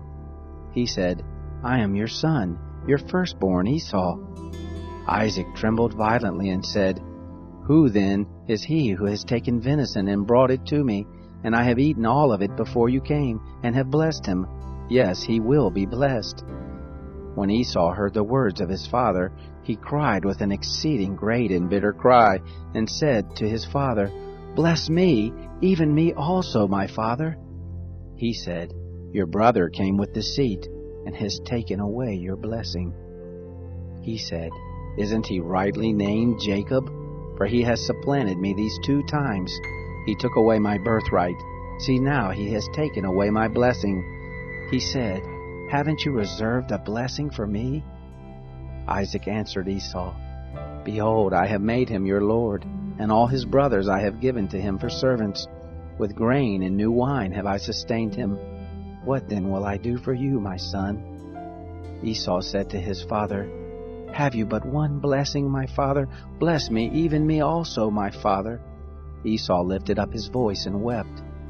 Isaac his father answered him, "Behold, of the fatness of the earth will be your dwelling, and of the dew of the sky from above. By your sword will you live, and you will serve your brother. It will happen when you will break loose, that you shall shake his yoke from off your neck." Esau hated Jacob because of the blessing with which his father blessed him. Esau said in his heart, "The days of mourning for my father are at hand. Then I will kill my brother Jacob." The words of Esau, her elder son, were told to Rebekah. She sent and called Jacob, her younger son, and said to him, "Behold, your brother Esau comforts himself about you by planning to kill you. Now therefore, my son, obey my voice. Arise, flee to Laban my brother in Haran. Stay with him a few days until your brother's fury turns away, until your brother's anger turn away from you, and he forgets what you have done to him. Then I will send and get you from there. Why should I be bereaved of you both in one day?" Rebekah said to Isaac, "I am weary of my life because of the daughters of Heth. If Jacob takes a wife of the daughters of Heth, such as these, of the daughters of the land, what good will my life do me?" Isaac called Jacob, blessed him, and commanded him, "You shall not take a wife of the daughters of Canaan. Arise, go to Padan Aram, to the house of Bethuel your mother's father. Take a wife from there, from the daughters of Laban your mother's brother.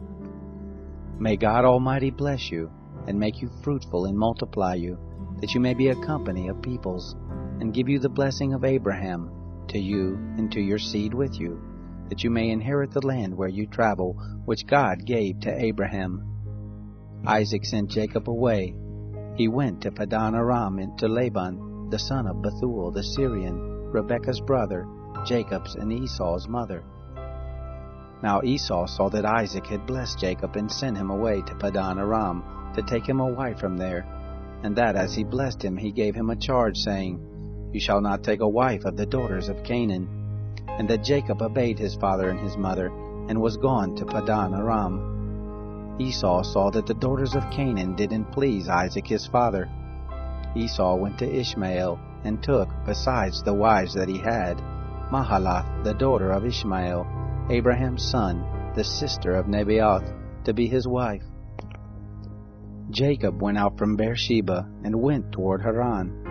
He came to a certain place, and stayed there all night, because the sun had set. He took one of the stones of the place, and put it under his head, and lay down in that place to sleep. He dreamed, behold, a stairway set up on the earth, and the top of it reached to the heaven.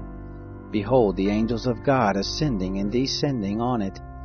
Behold, the Lord stood above it, and said, "I am the Lord, the God of Abraham your father, and the God of Isaac. The land whereon you lie, to you I will give it, and to your seed.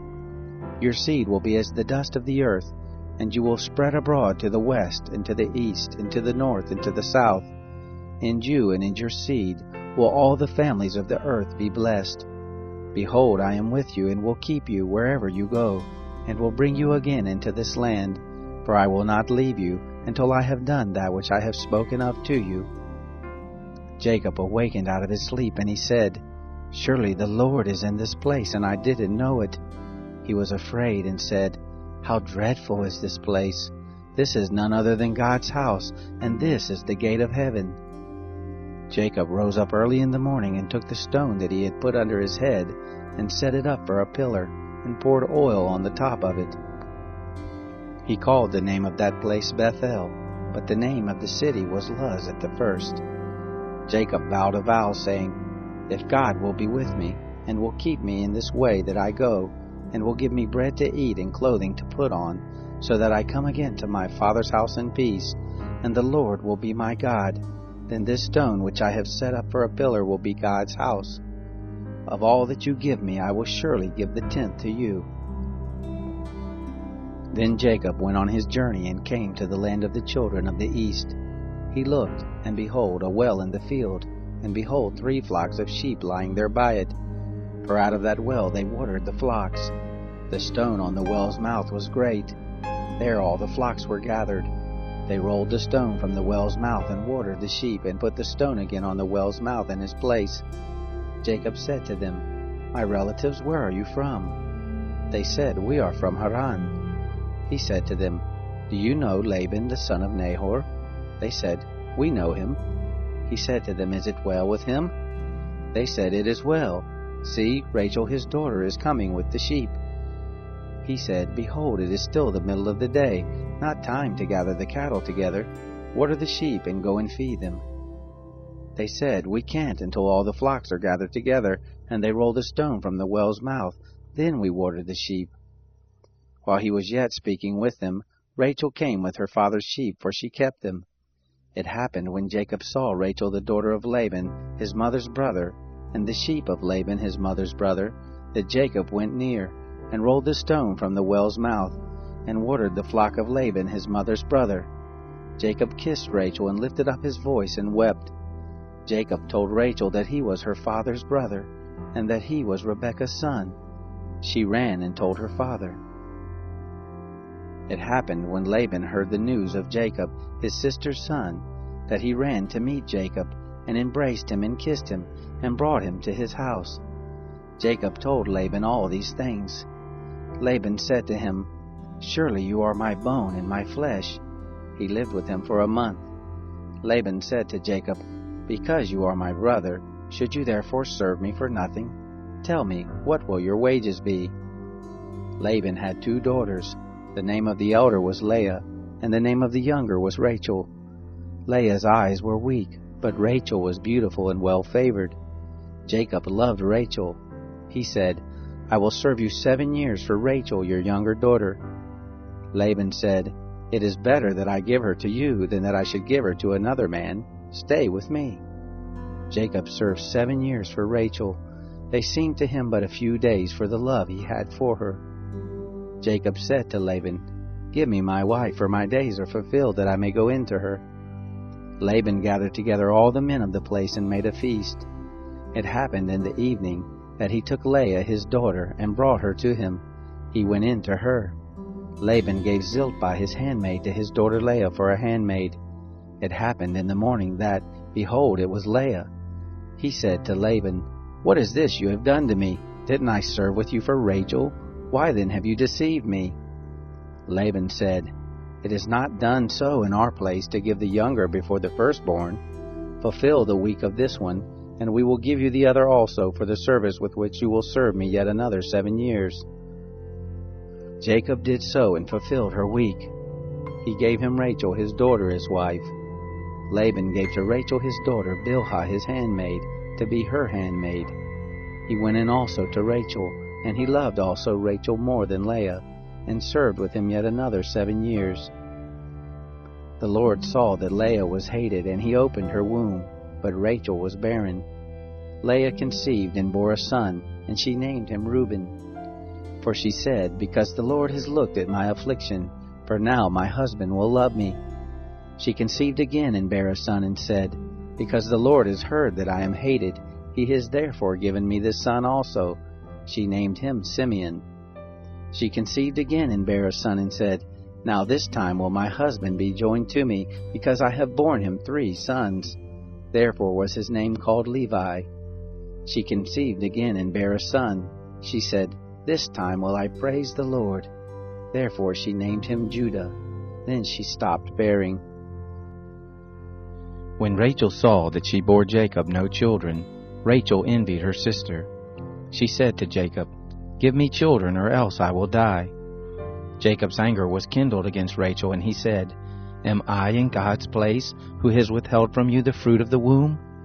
She said, "Behold, my maid Bilhah, go in to her, that she may bear on my knees, and I also may obtain children by her."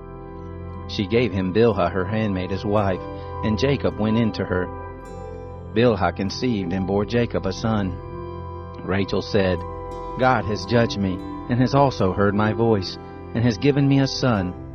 Therefore she called his name Dan. Bilhah, Rachel's handmaid, conceived again, and bore Jacob a second son. Rachel said, "With mighty wrestlings have I wrestled with my sister, and have prevailed." She named him Naphtali. When Leah saw that she had finished bearing, she took Zilpah her handmaid, and gave her to Jacob as a wife. Zilpah, Leah's handmaid, bore Jacob a son. Leah said, "How fortunate!" She named him Gad. Zilpah, Leah's handmaid, bore Jacob a second son. Leah said, "Happy am I, for the daughters will call me happy." She named him Asher. Reuben went in the days of the wheat harvest, and found mandrakes in the field, and brought them to his mother Leah. Then Rachel said to Leah, "Please give me some of your son's mandrakes." She said to her, "Is it a small matter that you have taken away my husband? Would you take away my son's mandrakes also?" Rachel said, "Therefore he will lie with you tonight for your son's mandrakes." Jacob came from the field in the evening, and Leah went out to meet him and said, "You must come in to me, for I have surely hired you with my son's mandrakes." He lay with her that night. God listened to Leah, and she conceived and bore Jacob a fifth son. Leah said, God has given me my hire, because I gave my handmaid to my husband. She named him Issachar. Leah conceived again and bore a sixth son to Jacob. Leah said, God has endowed me with a good dowry. Now my husband will live with me, because I have borne him 6 sons. She named him Zebulun. Afterwards she bore a daughter, and named her Dinah. God remembered Rachel, and God listened to her and opened her womb. She conceived, bore a son, and said, God has taken away my reproach. She named him Joseph, saying, May the Lord add another son to me. It happened when Rachel had borne Joseph, that Jacob said to Laban, Send me away that I may go to my own place and to my own country. Give me my wives and my children for whom I have served you, and let me go. For you know my service with which I have served you.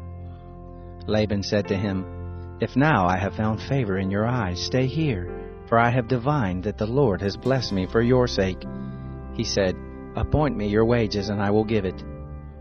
He said to him, You know how I have served you, and how your cattle have fared with me. For it was little which you had before I came, and it is increased to a multitude. The Lord has blessed you wherever I turned. Now when will I provide for my own house also? He said, What shall I give you? Jacob said, You shall not give me anything. If you will do this thing for me, I will again feed your flock and keep it. I will pass through all your flock today, removing from there every speckled and spotted one, and every black one among the sheep, and the spotted and speckled among the goats. This will be my hire.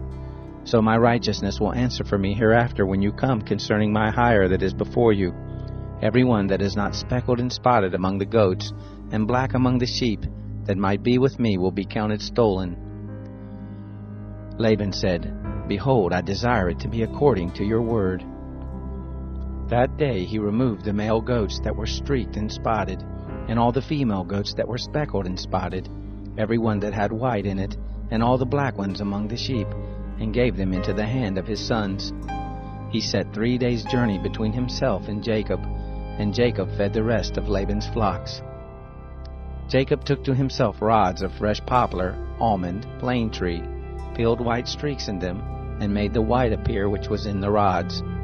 He set the rods which he had peeled opposite the flocks in the gutters and the watering troughs where the flocks came to drink. They conceived when they came to drink. The flocks conceived before the rods, and the flocks brought forth streaked, speckled, and spotted. Jacob separated the lambs and set the faces of the flocks toward the streaked, and all the black in the flock of Laban, and he put his own droves apart, and didn't put them into Laban's flock. It happened, whenever the stronger of the flock conceived, that Jacob laid the rods before the eyes of the flock in the gutters, that they might conceive among the rods. But when the flock were feeble, he didn't put them in. So the feebler were Laban's, and the stronger Jacob's. The man increased exceedingly, and had large flocks, maidservants and menservants, and camels and donkeys. He heard the words of Laban's son, saying, Jacob has taken away all that was our father's. From that which was our father's has he gotten all his wealth. Jacob saw the expression on Laban's face, and behold, it was not toward him as before. The Lord said to Jacob, Return to the land of your fathers and to your relatives, and I will be with you. Jacob sent and called Rachel and Leah to the field to his flock, and said to them, I see the expression on your father's face, that it is not toward me as before, but the God of my father has been with me. You know that I have served your father with all of my strength. Your father has deceived me and changed my wages 10 times, but God didn't allow him to hurt me. If he said this, the speckled will be your wages, then all the flock bore speckled. If he said this, the streaked will be your wages, then all the flock bore streaked. Thus God has taken away the cattle of your father and given them to me. It happened at the time that the flock conceived that I lifted up my eyes and saw in a dream, and behold, the male goats which leaped on the flock were streaked, speckled, and grizzled. The angel of God said to me in the dream, Jacob. And I said, Here I am. He said, Now lift up your eyes, and behold, all the male goats which leap on the flock are streaked, speckled, and grizzled, for I have seen all that Laban does to you.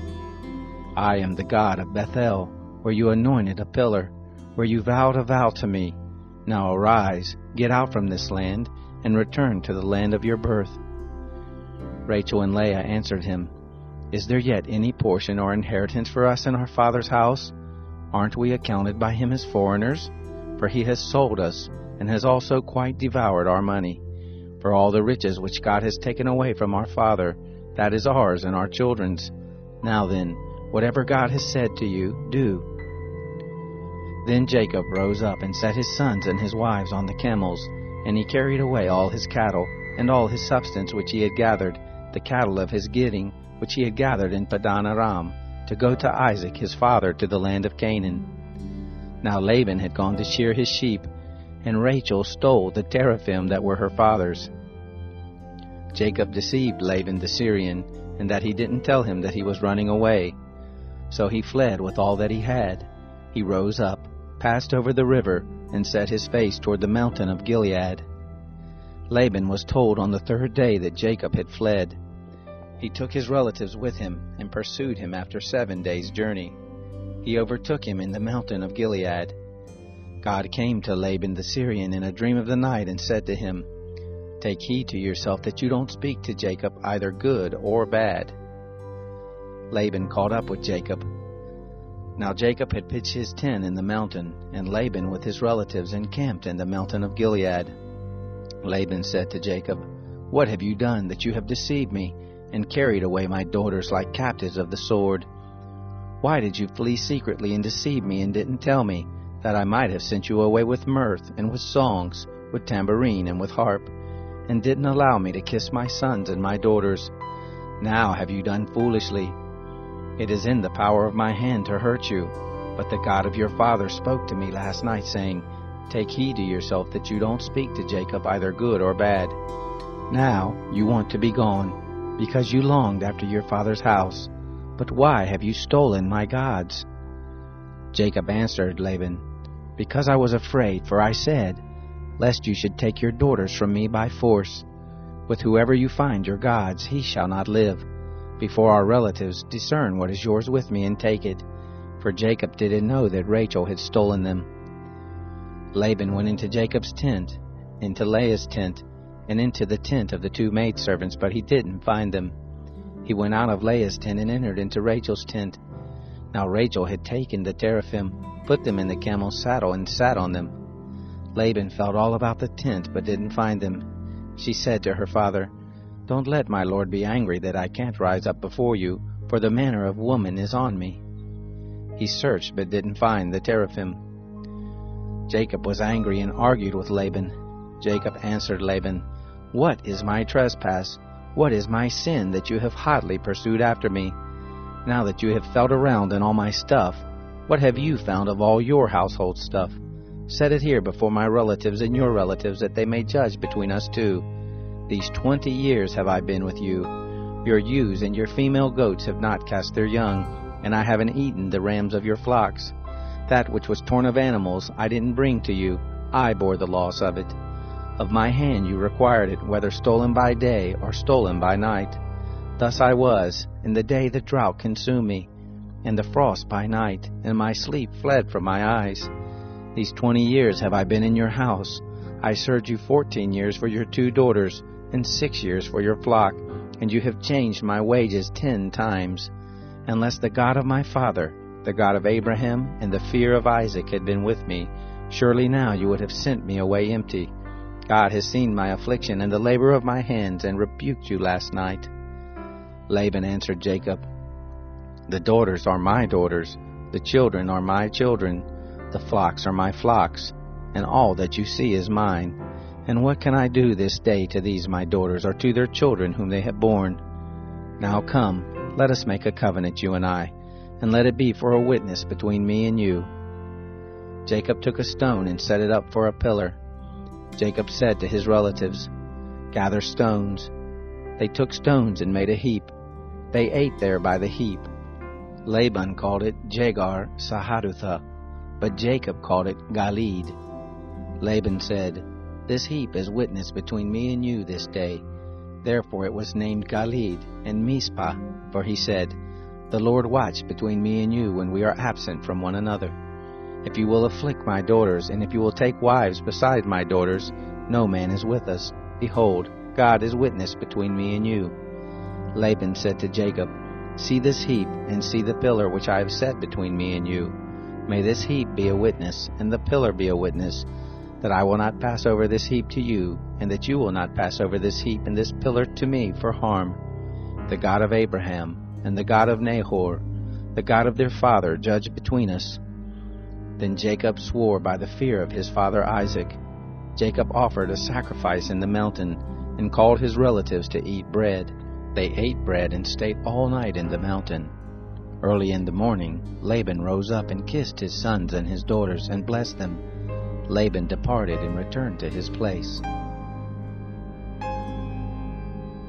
Jacob went on his way, and the angels of God met him. When he saw them, Jacob said, "This is God's host." He called the name of that place Mahanaim. Jacob sent messengers in front of him to Esau his brother, to the land of Seir, the field of Edom. He commanded them, saying, "This is what you shall tell my lord Esau. This is what your servant Jacob says. I have lived as a foreigner with Laban and stayed until now. I have oxen, donkeys, flocks, men servants and maid servants. I have sent to tell my lord, that I may find favor in your sight." The messengers returned to Jacob, saying, "We came to your brother Esau. Not only that, but he comes to meet you, and 400 men with him."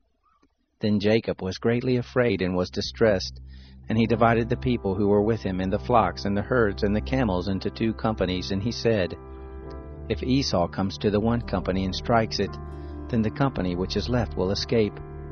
Jacob said, "God of my father Abraham, and God of my father Isaac, O Lord, who said to me, 'Return to your country and to your relatives, and I will do you good,' I am not worthy of the least of all the loving kindnesses and of all the truth which you have shown to your servant.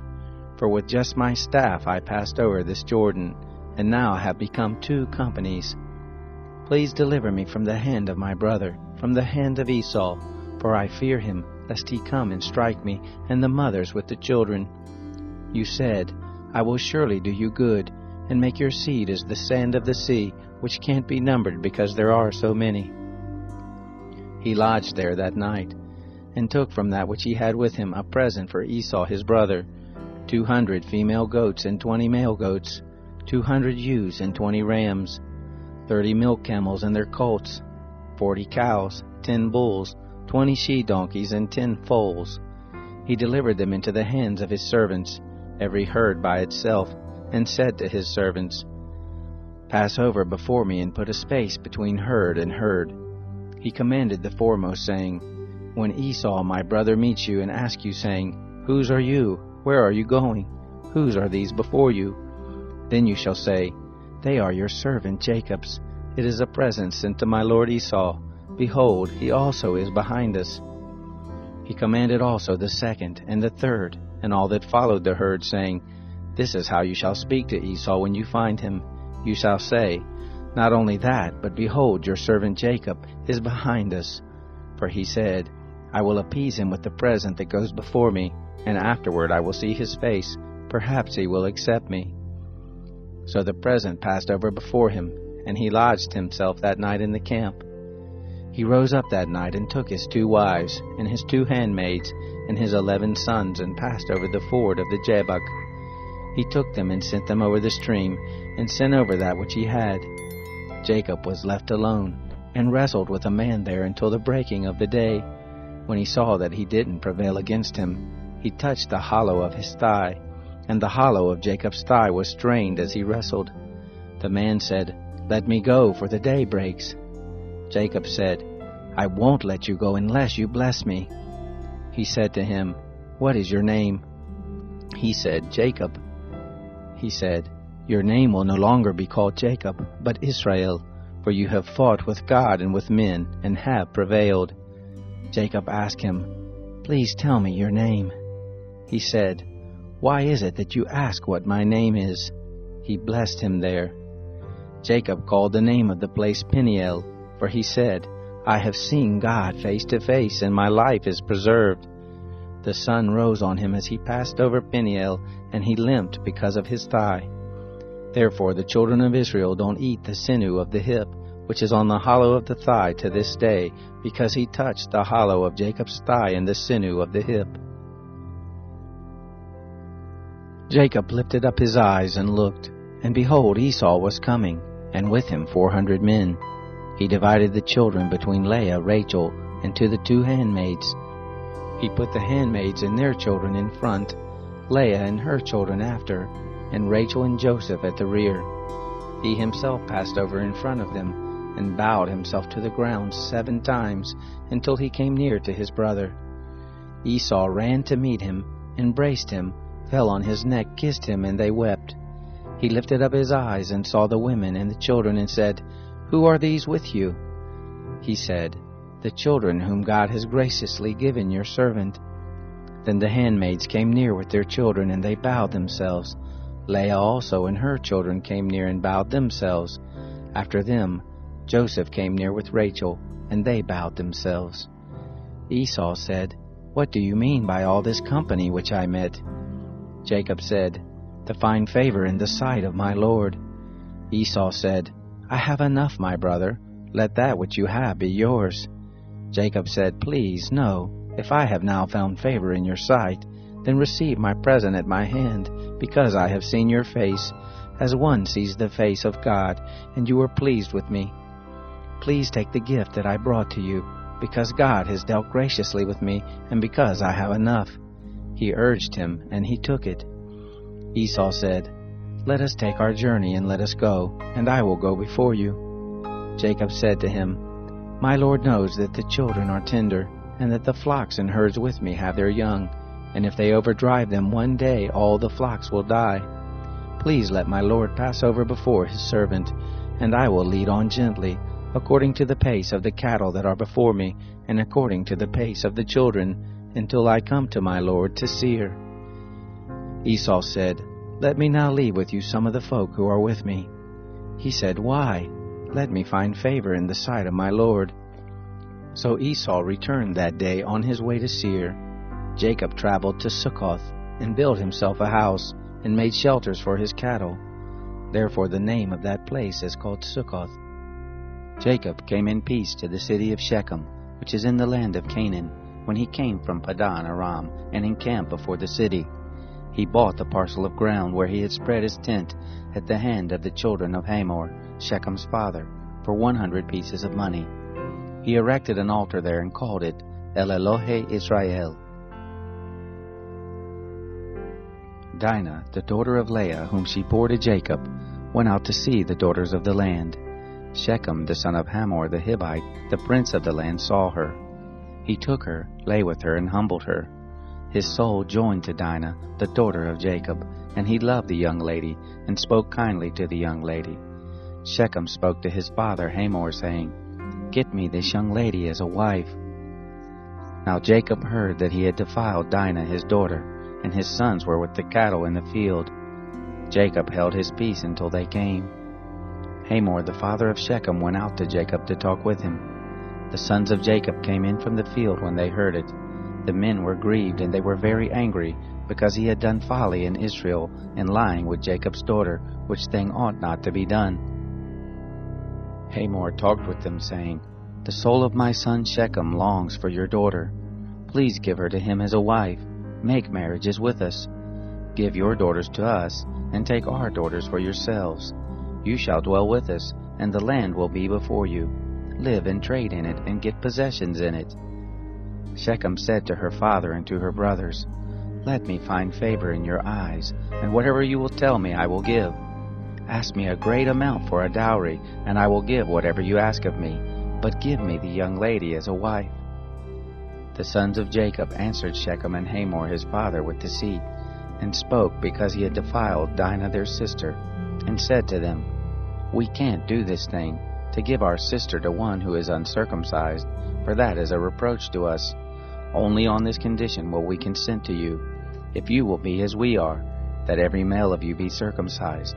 Then we will give our daughters to you, and we will take your daughters to us, and we will dwell with you, and we will become one people. But if you will not listen to us to be circumcised, then we will take our sister, and we will be gone."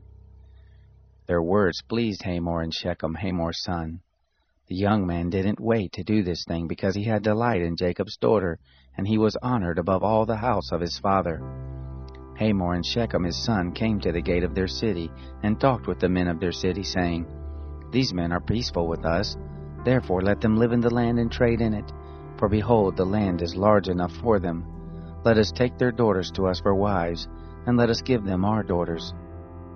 Only on this condition will the men consent to us to dwell with us, to become one people, if every male among us be circumcised as they are circumcised.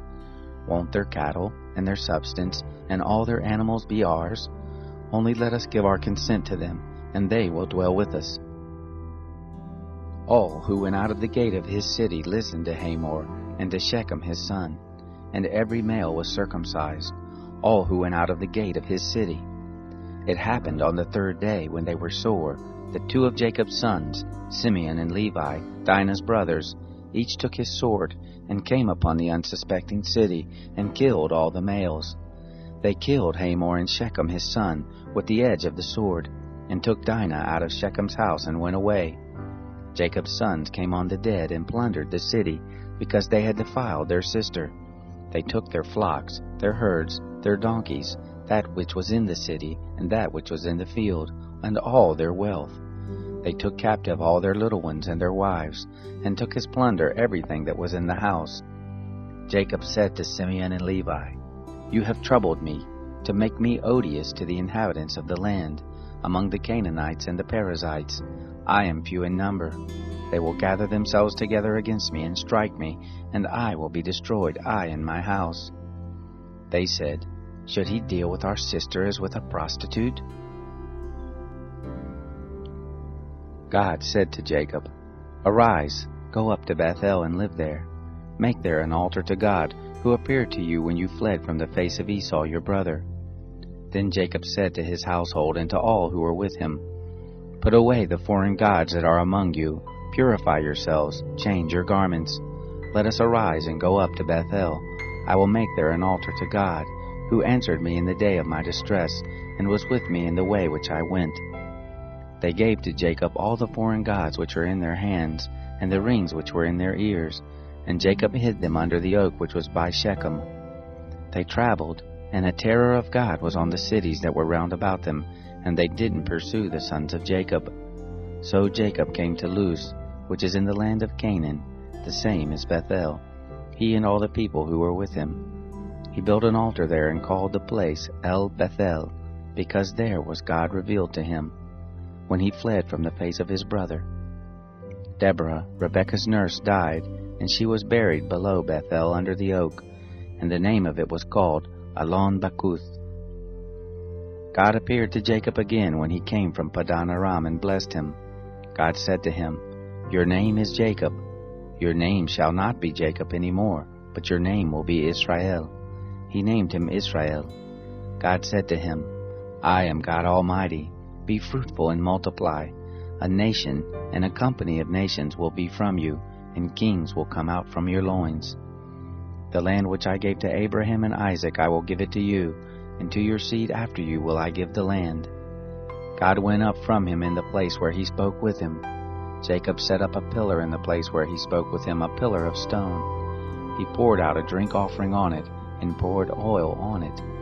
Jacob called the name of the place where God spoke with him Bethel. They traveled from Bethel. There was still some distance to come to Ephrath, and Rachel travailed. She had hard labor. It happened that when she was in hard labor, that the midwife said to her, "Don't be afraid, for now you will have another son." It happened, as her soul was departing, for she died, that she named him Benoni, but his father called him Benjamin. Rachel died and was buried in the way to Ephrath, the same as Bethlehem. Jacob set up a pillar on her grave. The same is the pillar of Rachel's grave to this day. Israel traveled, and spread his tent beyond the tower of Eder. It happened, while Israel lived in that land, that Reuben went and lay with Bilhah, his father's concubine, and Israel heard of it. Now the sons of Jacob were 12. The sons of Leah, Reuben, Jacob's firstborn, Simeon, Levi, Judah, Issachar, and Zebulun. The sons of Rachel, Joseph and Benjamin. The sons of Bilhah, Rachel's handmaid, Dan and Naphtali. The sons of Zilpah, Leah's handmaid, Gad and Asher. These are the sons of Jacob, who were born to him in Padan Aram. Jacob came to Isaac his father, to Mamre, to Kiriath Arba, the same as Hebron, where Abraham and Isaac lived as foreigners. The days of Isaac were 180 years. Isaac gave up the spirit and died, and was gathered to his people, old and full of days. Esau and Jacob his sons buried him. Now this is the history of the generations of Esau. The same is Edom. Esau took his wives from the daughters of Canaan: Adah, the daughter of Elon the Hittite, and Oholibamah, the daughter of Anah, the daughter of Zibeon the Hivite, and Basemath, Ishmael's daughter, the sister of Nebaioth. Adah bore to Esau Eliphaz, Basemath bore Ruel, Oholibamah bore Jeush, Jalam, and Korah. These are the sons of Esau, who were born to him in the land of Canaan. Esau took his wives, his sons, his daughters, and all the members of his household with his cattle, all his animals, and all his possessions which he had gathered in the land of Canaan, and went into a land away from his brother Jacob.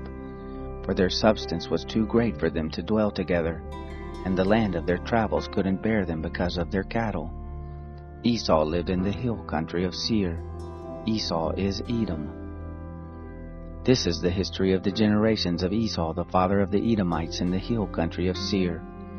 These are the names of Esau's sons: Eliphaz, the son of Adah, the wife of Esau, and Ruel, the son of Basemath, the wife of Esau. The sons of Eliphaz were Teman, Omar, Zepho, and Gatam, and Kenaz. Timnah was concubine to Eliphaz, Esau's son, and she bore to Eliphaz Amalek. These are the sons of Adah, Esau's wife. These are the sons of Ruel: Nahat, Zerah, Shammah, and Misa. These were the sons of Basemath, Esau's wife. These were the sons of Oholibamah, the daughter of Anah, the daughter of Zibeon, Esau's wife. She bore to Esau Jeush, Jalam, and Korah. These are the chiefs of the sons of Esau. The sons of Eliphaz, the firstborn of Esau: Chief Teman, Chief Omar, Chief Zepho, Chief Kenaz, Chief Korah, Chief Gatan, Chief Amalek. These are the chiefs who came of Eliphaz in the land of Edom. These are the sons of Adah. These are the sons of Ruel, Esau's son: Chief Nahath, Chief Zerah, Chief Shammah, Chief Misa. These are the chiefs who came of Ruel in the land of Edom. These are the sons of Basemath, Esau's wife. These are the sons of Oholibamah, Esau's wife: Chief Jeush, Chief Jalam, Chief Korah. These are the chiefs who came of Oholibamah, the daughter of Anah, Esau's wife. These are the sons of Esau, and these are their chiefs. The same is Edom. These are the sons of Seir the Horite, the inhabitants of the land: Lotan, Shobal, Zibeon, Anah, Dishon, Ezer, and Dishan. These are the chiefs who came of the Horites, the children of Seir in the land of Edom. The children of Lotan were Hori and Heman. Lotan's sister was Timnah. These are the children of Shobal: Alvan, Manahath, Ebal, Shepho, and Onam. These are the children of Zibeon: Aiah and Anah. This is Anah who found the hot springs in the wilderness as he fed the donkeys of Zibeon his father. These are the children of Anah: Dishon and Oholibamah, the daughter of Anah. These are the children of Dishon: Hemdan, Eshban, Ithran, and Cheran. These are the children of Ezer: Bilhan, Zaavan, and Akan. These are the children of Dishan: Uz and Aran. These are the chiefs who came of the Horites: Chief Lotan, Chief Shobal, Chief Zibeon, Chief Anah, Chief Dishon, Chief Herzer, Chief Dishan. These are the chiefs who came of the Horites, according to their chiefs in the land of Seir. These are the kings who reigned in the land of Edom, before any king reigned over the children of Israel. Bela, the son of Beor, reigned in Edom. The name of his city was Dinhabah. Bela died, and Jobab, the son of Zerah of Bozrah, reigned in his place. Jobab died, and Husham of the land of the Temanites reigned in his place. Husham died, and Hadad the son of Bedad, who struck Midian in the field of Moab, reigned in his place. The name of his city was Avith. Hadad died, and Samlah of Masrekah reigned in his place. Samlah died, and Shaul of Rehoboth by the river reigned in his place. Shaul died, and Baal-Hanan the son of Achbor reigned in his place. Baal-Hanan the son of Achbor died, and Hadar reigned in his place. The name of his city was Pau. His wife's name was Mehetabel, the daughter of Matred, the daughter of Mezahab. These are the names of the chiefs who came from Esau, according to their families, after their places and by their names: Chief Timnah, Chief Alva, Chief Jethreth, Chief Ohlibamah, Chief Elah, Chief Pinon, Chief Kenaz, Chief Teman, Chief Mibsar, Chief Magdiel, and Chief Iram. These are the chiefs of Edom, according to their habitations in the land of their possession. This is Esau, the father of the Edomites. Jacob lived in the land of his father's travels, in the land of Canaan. This is the history of the generations of Jacob. Joseph, being 17 years old, was feeding the flock with his brothers. He was a boy with the sons of Bilhah and Zilpah, his father's wives. Joseph brought an evil report of them to their father. Now Israel loved Joseph more than all his children, because he was the son of his old age, and he made him a coat of many colors. His brothers saw that their father loved him more than all his brothers, and they hated him, and couldn't speak peaceably to him. Joseph dreamed a dream, and he told it to his brothers, and they hated him all the more. He said to them, "Please, hear this dream which I have dreamed. For behold, we were binding sheaves in the field, and behold, my sheaf arose, and also stood upright. And behold, your sheaves came around, and bowed down to my sheaf." His brothers said to him, "Will you indeed reign over us? Or will you indeed have dominion over us?" They hated him all the more for his dreams and for his words.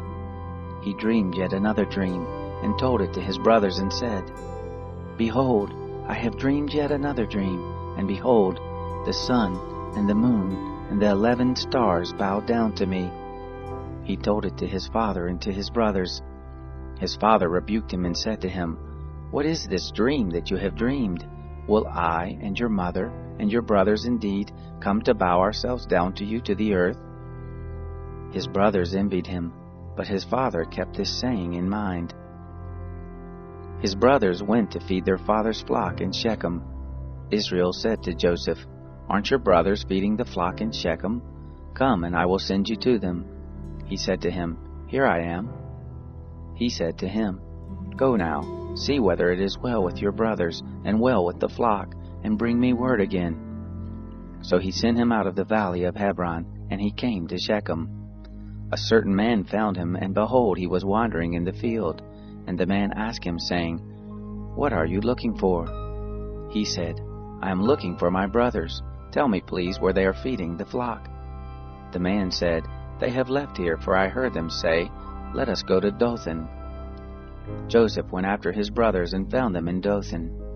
They saw him afar off, and before he came near to them, they conspired against him to kill him. They said one to another, "Behold, this dreamer comes. Come now, therefore, and let's kill him, and cast him into one of the pits, and we will say, 'An evil animal has devoured him.' We will see what will become of his dreams." Reuben heard it, and delivered him out of their hand, and said, "Let's not take his life." Reuben said to them, "Shed no blood. Throw him into this pit that is in the wilderness, but lay no hand on him, that he might deliver him out of their hand to restore him to his father." It happened, when Joseph came to his brothers, that they stripped Joseph of his coat, the coat of many colors that was on him, and they took him and threw him into the pit. The pit was empty, there was no water in it. They sat down to eat bread, and they lifted up their eyes and looked, and saw a caravan of Ishmaelites was coming from Gilead, with their camels bearing spices and balm and myrrh, going to carry it down to Egypt. Judah said to his brothers, "What profit is it if we kill our brother and conceal his blood? Come and let's sell him to the Ishmaelites, and not let our hand be on him, for he is our brother, our flesh." His brothers listened to him. Midianites who were merchants passed by, and they drew and lifted up Joseph out of the pit, and sold Joseph to the Ishmaelites for 20 pieces of silver. They brought Joseph into Egypt. Reuben returned to the pit, and saw that Joseph wasn't in the pit, and he tore his clothes. He returned to his brothers and said, "The child is no more, and where will I go?" They took Joseph's coat, and killed a male goat, and dipped the coat in the blood. They took the coat of many colors, and they brought it to their father, and said, "We have found this. Examine it now, whether it is your son's coat or not." He recognized it and said, "It is my son's coat. An evil animal has devoured him. Joseph is without doubt torn in pieces." Jacob tore his clothes, and put sackcloth on his loins, and mourned for his son many days. All his sons and all his daughters rose up to comfort him, but he refused to be comforted. He said, "For I will go down to Sheol to my son mourning." His father wept for him. The Midianites sold him into Egypt to Potiphar, an officer of Pharaoh, the captain of the guard. It happened at that time that Judah went down from his brothers and visited a certain Adullamite, whose name was Hira. Judah saw there a daughter of a certain Canaanite, whose name was Shua. He took her and went into her. She conceived and bore a son, and he named him She conceived again and bore a son, and she named him Onan. She yet again bore a son, and named him Shelah, and he was at Kezib when she bore him. Judah took a wife for his firstborn, and her name was Tamar. Judah's firstborn, was wicked in the sight of the Lord. The Lord killed him. Judah said to Onan, "Go into your brother's wife, and perform the duty of a husband's brother to her, and raise up seed to your brother." Onan knew that the seed wouldn't be his, and it happened, when he went in to his brother's wife, that he spilled it on the ground, lest he should give his seed to his brother. The thing which he did was evil in the sight of the Lord, and he killed him also. Then Judah said to Tamar his daughter-in-law, "Remain a widow in your father's house, until Shelah my son is grown up." For he said, "Lest he also die like his brothers." Tamar went and lived in her father's house. After many days, Shua's daughter, the wife of Judah, died. Judah was comforted, and went up to his sheep shearers to Timnah, he and his friend Hira the Adullamite. It was told Tamar, saying, "Behold, your father-in-law is going up to Timnah to shear his sheep." She took off the garments of her widowhood, and covered herself with her veil, and wrapped herself, and sat in the gate of Enaim, which is by the way to Timnah. For she saw that Shelah was grown up, and she wasn't given to him as a wife. When Judah saw her, he thought that she was a prostitute, for she had covered her face. He turned to her by the way and said, "Please come, let me come in to you," for he didn't know that she was his daughter-in-law. She said, "What will you give me that you may come in to me?" He said, "I will send you a kid of the goats from the flock." She said, "Will you give me a pledge until you send it?" He said, "What pledge will I give you?" She said, "Your signet and your cord, and your staff that is in your hand." He gave them to her, and came into her, and she conceived by him. She arose and went away, and put off her veil from her, and put on the garments of her widowhood.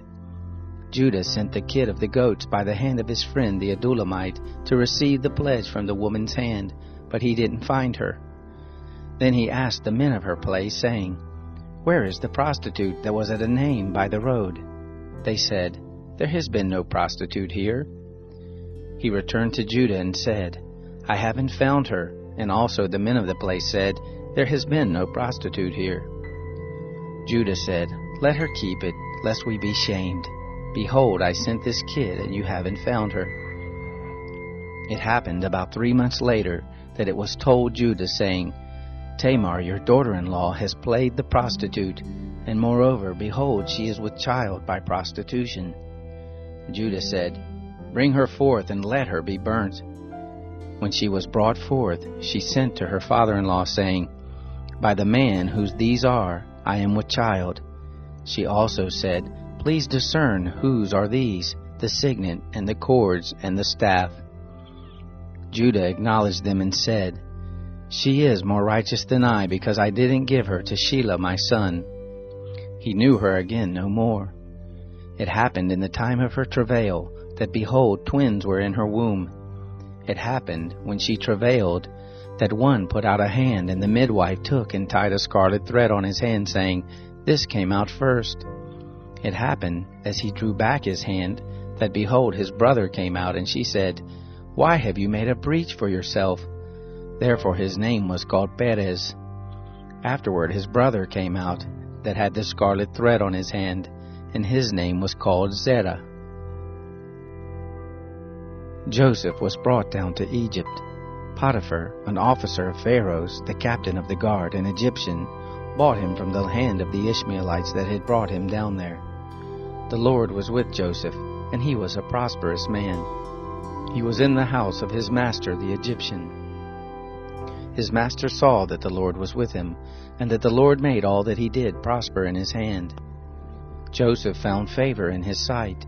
He ministered to him, and he made him overseer over his house, and all that he had he put into his hand.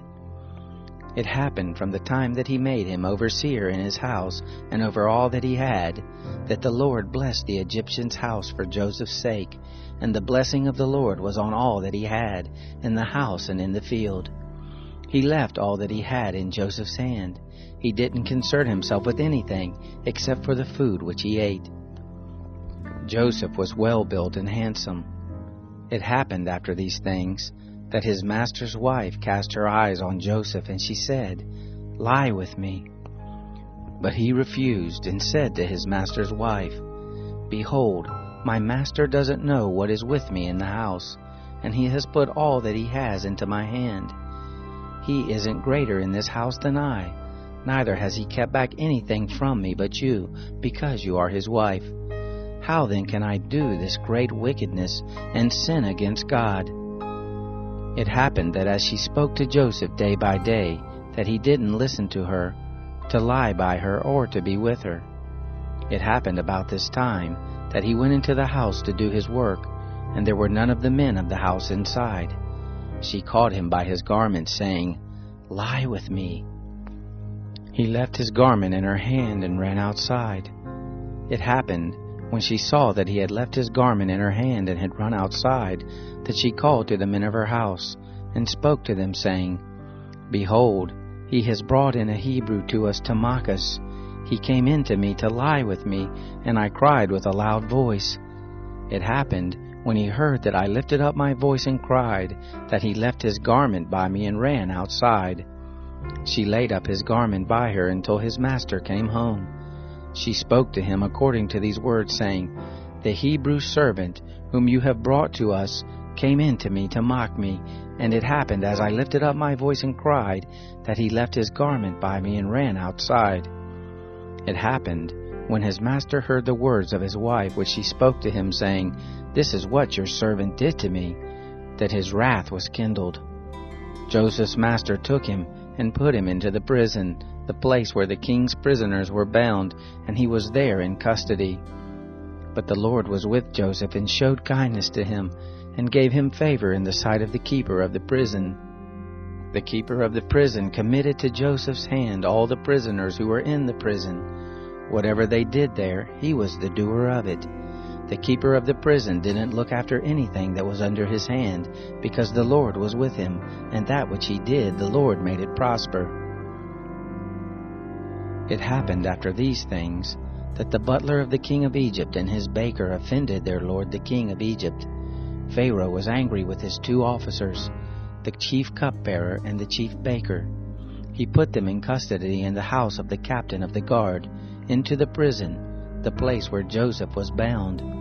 The captain of the guard assigned them to Joseph, and he took care of them. They stayed in prison many days. They both dreamed a dream, each man his dream in one night, each man according to the interpretation of his dream, the cupbearer and the baker of the king of Egypt, who were bound in the prison. Joseph came to them in the morning and saw them, and saw that they were sad. He asked Pharaoh's officers who were with him in custody in his master's house, saying, "Why do you look so sad today?" They said to him, "We have dreamed a dream, and there is no one who can interpret it." Joseph said to them, "Don't interpretations belong to God? Please tell it to me." The chief cupbearer told his dream to Joseph and said to him, "In my dream, behold, a vine was in front of me, and in the vine were 3 branches. It was as though it budded, its blossoms shot forth, and the clusters of it brought forth ripe grapes. Pharaoh's cup was in my hand, and I took the grapes and pressed them into Pharaoh's cup, and I gave the cup into Pharaoh's hand." Joseph said to him, "This is the interpretation of it. The 3 branches are 3 days. Within 3 more days, Pharaoh will lift up your head and restore you to your office. You will give Pharaoh's cup into his hand, the way you did when you were his cupbearer.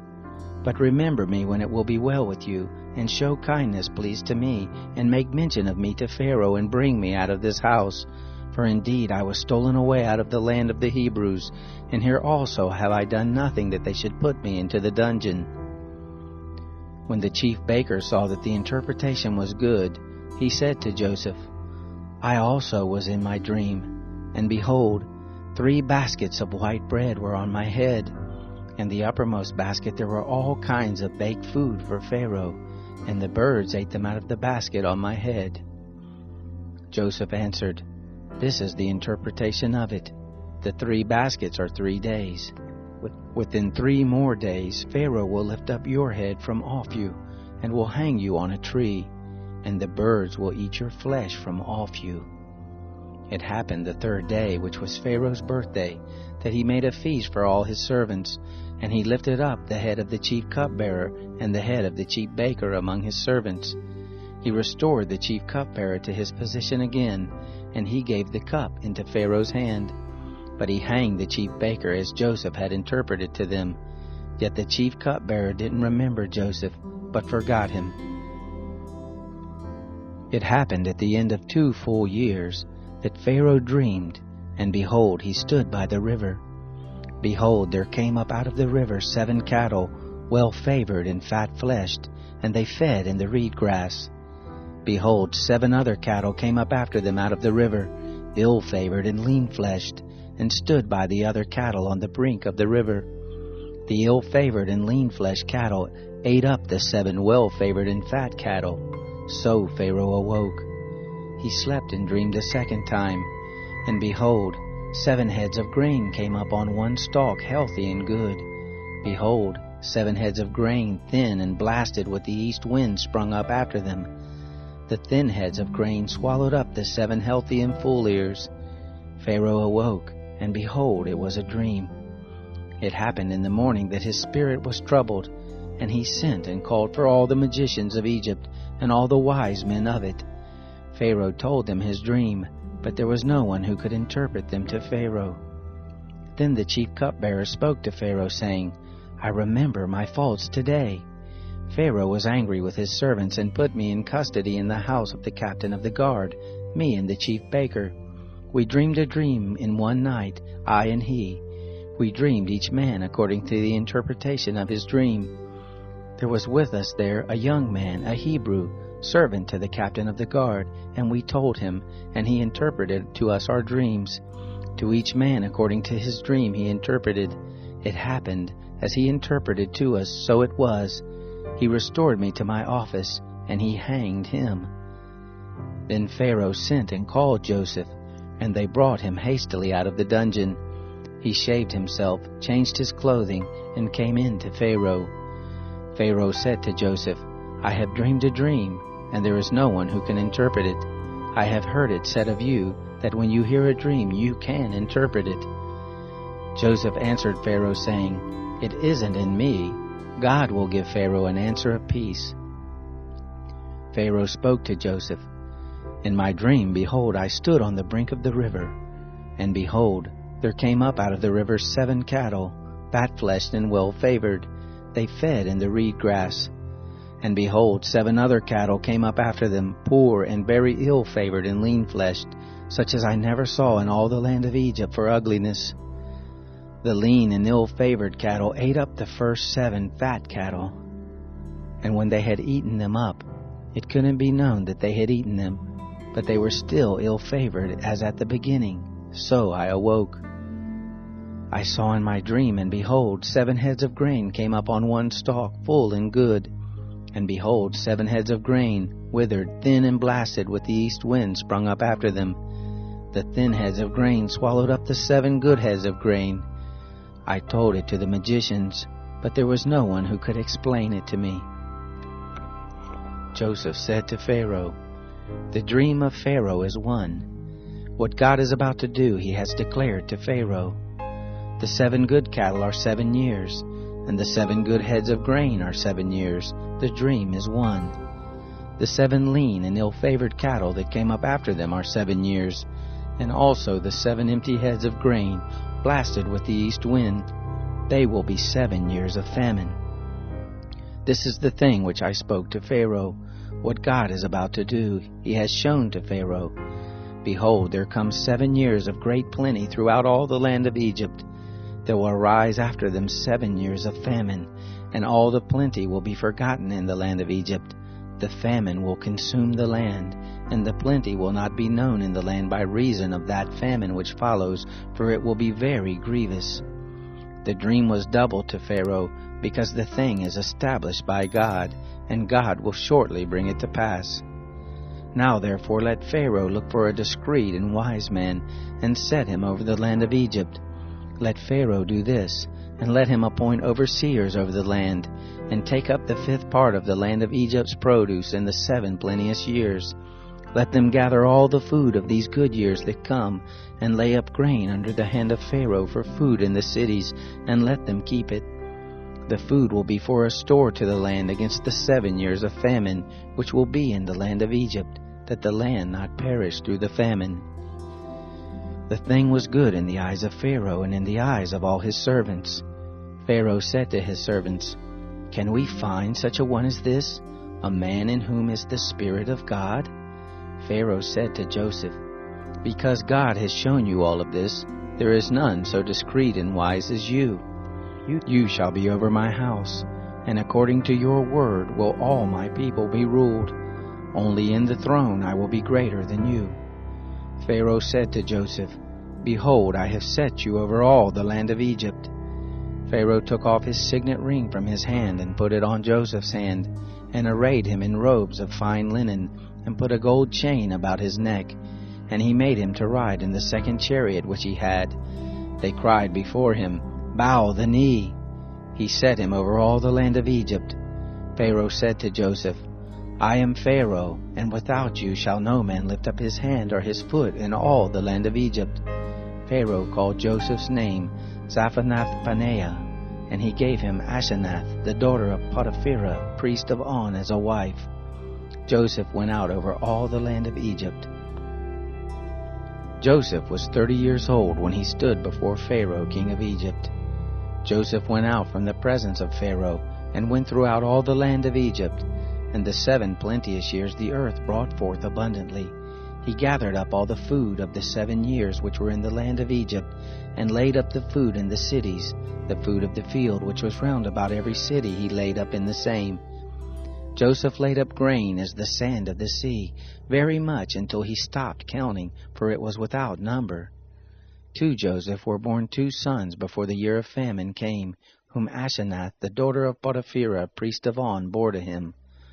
Joseph called the name of the firstborn Manasseh, for he said, "God has made me forget all my toil, and all my father's house." The name of the second he called Ephraim, for God has made me fruitful in the land of my affliction. The 7 years of plenty that was in the land of Egypt came to an end. The 7 years of famine began to come, just as Joseph had said. There was famine in all lands, but in all the land of Egypt there was bread. When all the land of Egypt was famished, the people cried to Pharaoh for bread, and Pharaoh said to the Egyptians, "Go to Joseph, what he says to you do." The famine was over all the surface of the earth. Joseph opened all the storehouses and sold to the Egyptians. The famine was severe in the land of Egypt. All countries came into Egypt to Joseph to buy grain, because the famine was severe in all the earth.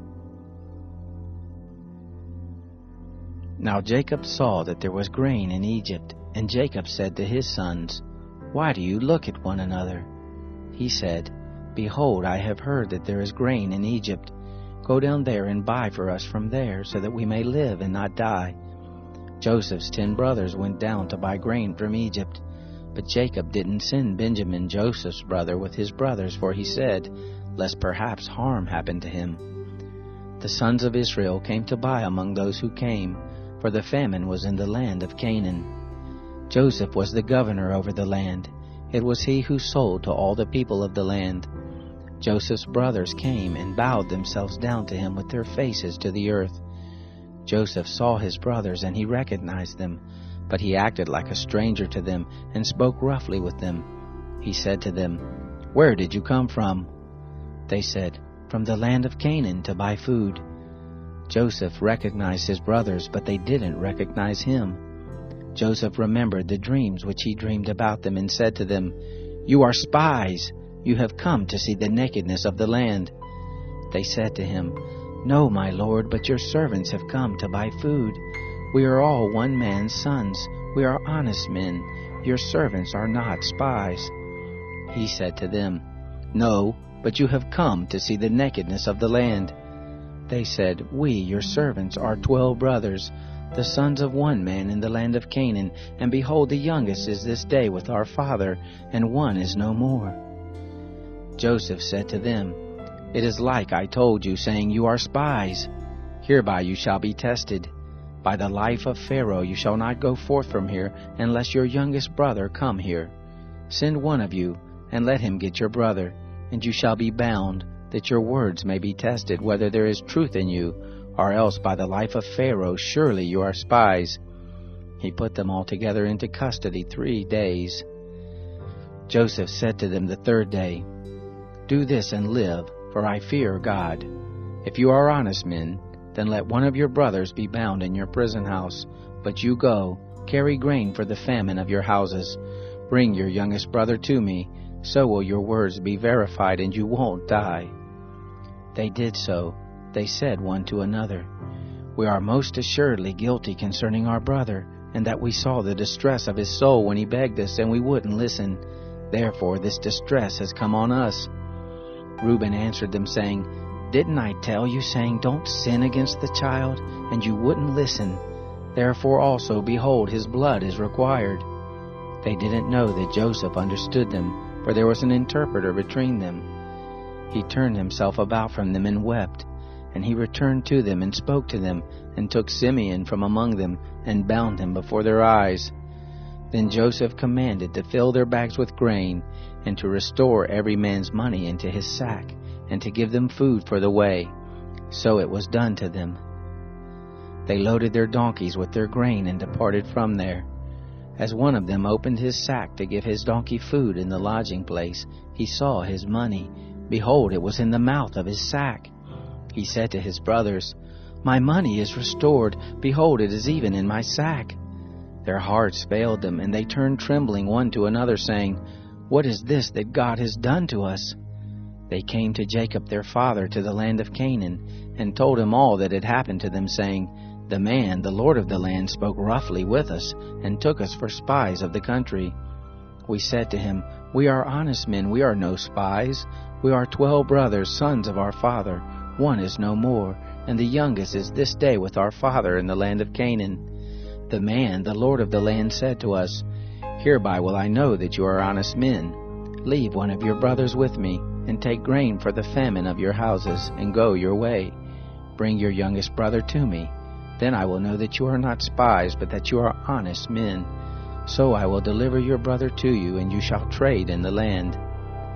It happened as they emptied their sacks, that behold, every man's bundle of money was in his sack. When they and their father saw their bundles of money, they were afraid. Jacob their father said to them, You have bereaved me of my children. Joseph is no more, Simeon is no more, and you want to take Benjamin away. All these things are against me. Reuben spoke to his father, saying, Kill my 2 sons if I don't bring him to you. Deliver him into my hand, and I will bring him to you again. He said, "My son shall not go down with you, for his brother is dead, and he only is left. If harm happens to him by the way in which you go, then you will bring down my gray hairs with sorrow to Sheol." The famine was severe in the land. It happened when they had eaten up the grain which they had brought out of Egypt. Their father said to them, "Go again, buy us a little more food." Judah spoke to him, saying, "The man solemnly warned us, saying, 'You shall not see my face unless your brother is with you. If you will send our brother with us, we will go down and buy you food. But if you will not send him, we will not go down, for the man said to us, You shall not see my face unless your brother is with you.'" Israel said, "Why did you treat me so badly, telling the man that you had another brother?" They said, "The man asked directly concerning ourselves and concerning our relatives, saying, 'Is your father still alive? Have you another brother?' We just answered his questions. Is there any way we could know that he would say, 'Bring your brother down'?" Judah said to Israel his father, "Send the boy with me, and we will arise and go, so that we may live and not die, both we and you, and also our little ones. I will be collateral for him. From my hand will you require him. If I don't bring him to you and set him before you, then let me bear the blame forever. For unless we had lingered, surely we would have returned a second time by now." Their father Israel said to them, "If it be so now, do this. Take from the choice fruits of the land in your bags, and carry down a present for the man, a little balm, a little honey, spices and myrrh, nuts and almonds, and take double money in your hand. With the money that was returned in the mouth of your sacks, carry again in your hand. Perhaps it was an oversight. Take also your brother, and arise, go again to the man. May God Almighty give you mercy before the man, that he may release to you your other brother and Benjamin. If I am bereaved of my children, I am bereaved." The men took that present, and they took double money in their hand, and Benjamin, and rose up, went down to Egypt, and stood before Joseph. When Joseph saw Benjamin with them, he said to the steward of his house, "Bring the men into the house, and butcher an animal, and make ready, for the men will dine with me at noon." The man did as Joseph commanded, and the man brought the men to Joseph's house. The men were afraid, because they were brought to Joseph's house, and they said, "Because of the money that was returned in our sacks at the first time are we brought in, that he may seek occasion against us, and fall on us, and take us for bondservants along with our donkeys."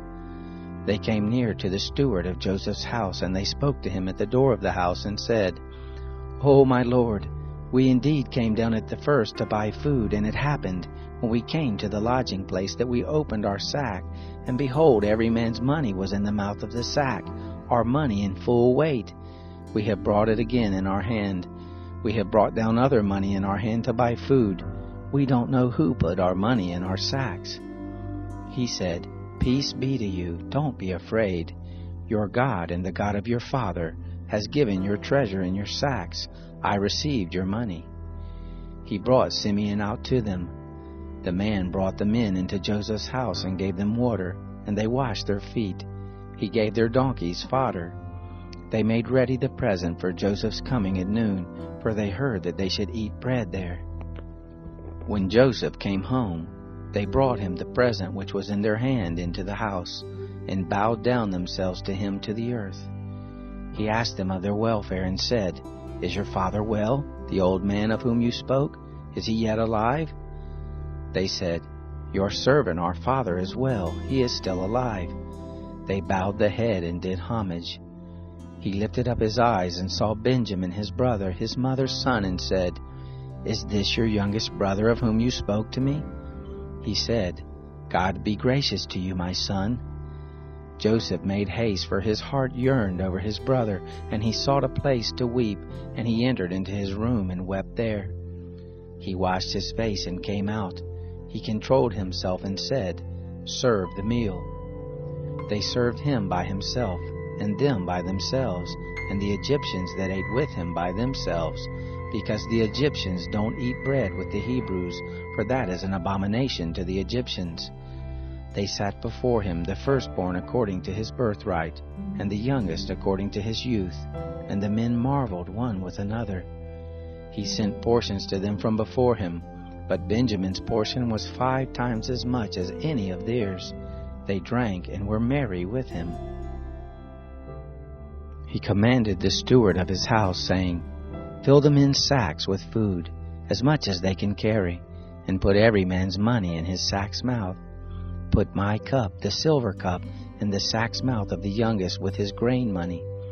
He did according to the word that Joseph had spoken. As soon as the morning was light, the men were sent away, they and their donkeys. When they had gone out of the city, and were not yet far off, Joseph said to his steward, Go, follow after the men. When you overtake them, ask them, Why have you rewarded evil for good? Isn't this that from which my Lord drinks, and by which he indeed divines? You have done evil in so doing. He overtook them, and he spoke to them these words. They said to him, Why does my Lord speak such words as these? Far be it from your servants that they should do such a thing. Behold, the money which we found in our sacks' mouths we brought again to you out of the land of Canaan. How then should we steal silver or gold out of your Lord's house? With whoever of your servants it be found, let him die, and we also will be my Lord's bondservants. He said, Now also let it be according to your words. He with whom it is found will be my bondservant, and you will be blameless. Then they hurried and took down every man his sack to the ground, and opened every man his sack. He searched, beginning with the eldest, and ending at the youngest. The cup was found in Benjamin's sack. Then they tore their clothes, and loaded every man his donkey, and returned to the city. Judah and his brothers came to Joseph's house, and he was still there. They fell on the ground before him. Joseph said to them, What deed is this that you have done? Don't you know that such a man as I can indeed divine? Judah said, What will we tell, my Lord? What will we speak? Or how will we clear ourselves? God has found out the iniquity of your servants. Behold, we are my Lord's bondservants, both we, and he also in whose hand the cup is found. He said, Far be it from me that I should do so. The man in whose hand the cup is found, he will be my bondservant. But as for you, go up in peace to your father. Then Judah came near to him and said, O my Lord, please let your servant speak a word in my Lord's ear, and don't let your anger burn against your servant, for you are even as Pharaoh. My Lord asked his servants, saying, Have you a father or a brother? We said to my Lord, We have a father, an old man, and a child of his old age, a little one, and his brother is dead, and he alone is left of his mother, and his father loves him. You said to your servants, Bring him down to me, that I may set my eyes on him. We said to my Lord, The boy can't leave his father, for if he should leave his father would die. You said to your servants, Unless your youngest brother comes down with you, you will see my face no more. It happened, when we came up to your servant my father, we told him the words of my Lord. Our father said, Go again, buy us a little food. We said, We can't go down.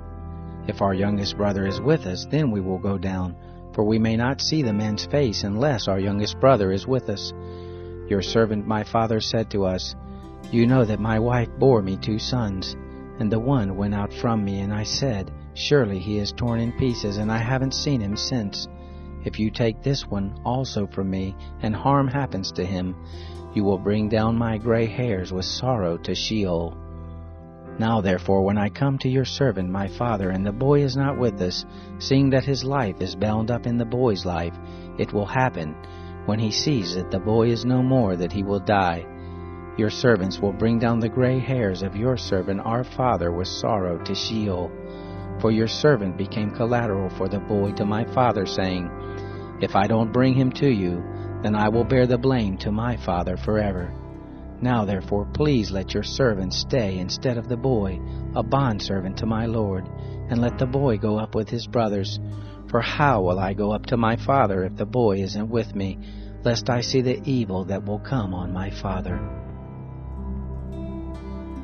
Then Joseph couldn't control himself before all those who stood before him, and he cried, Cause every man to go out from me."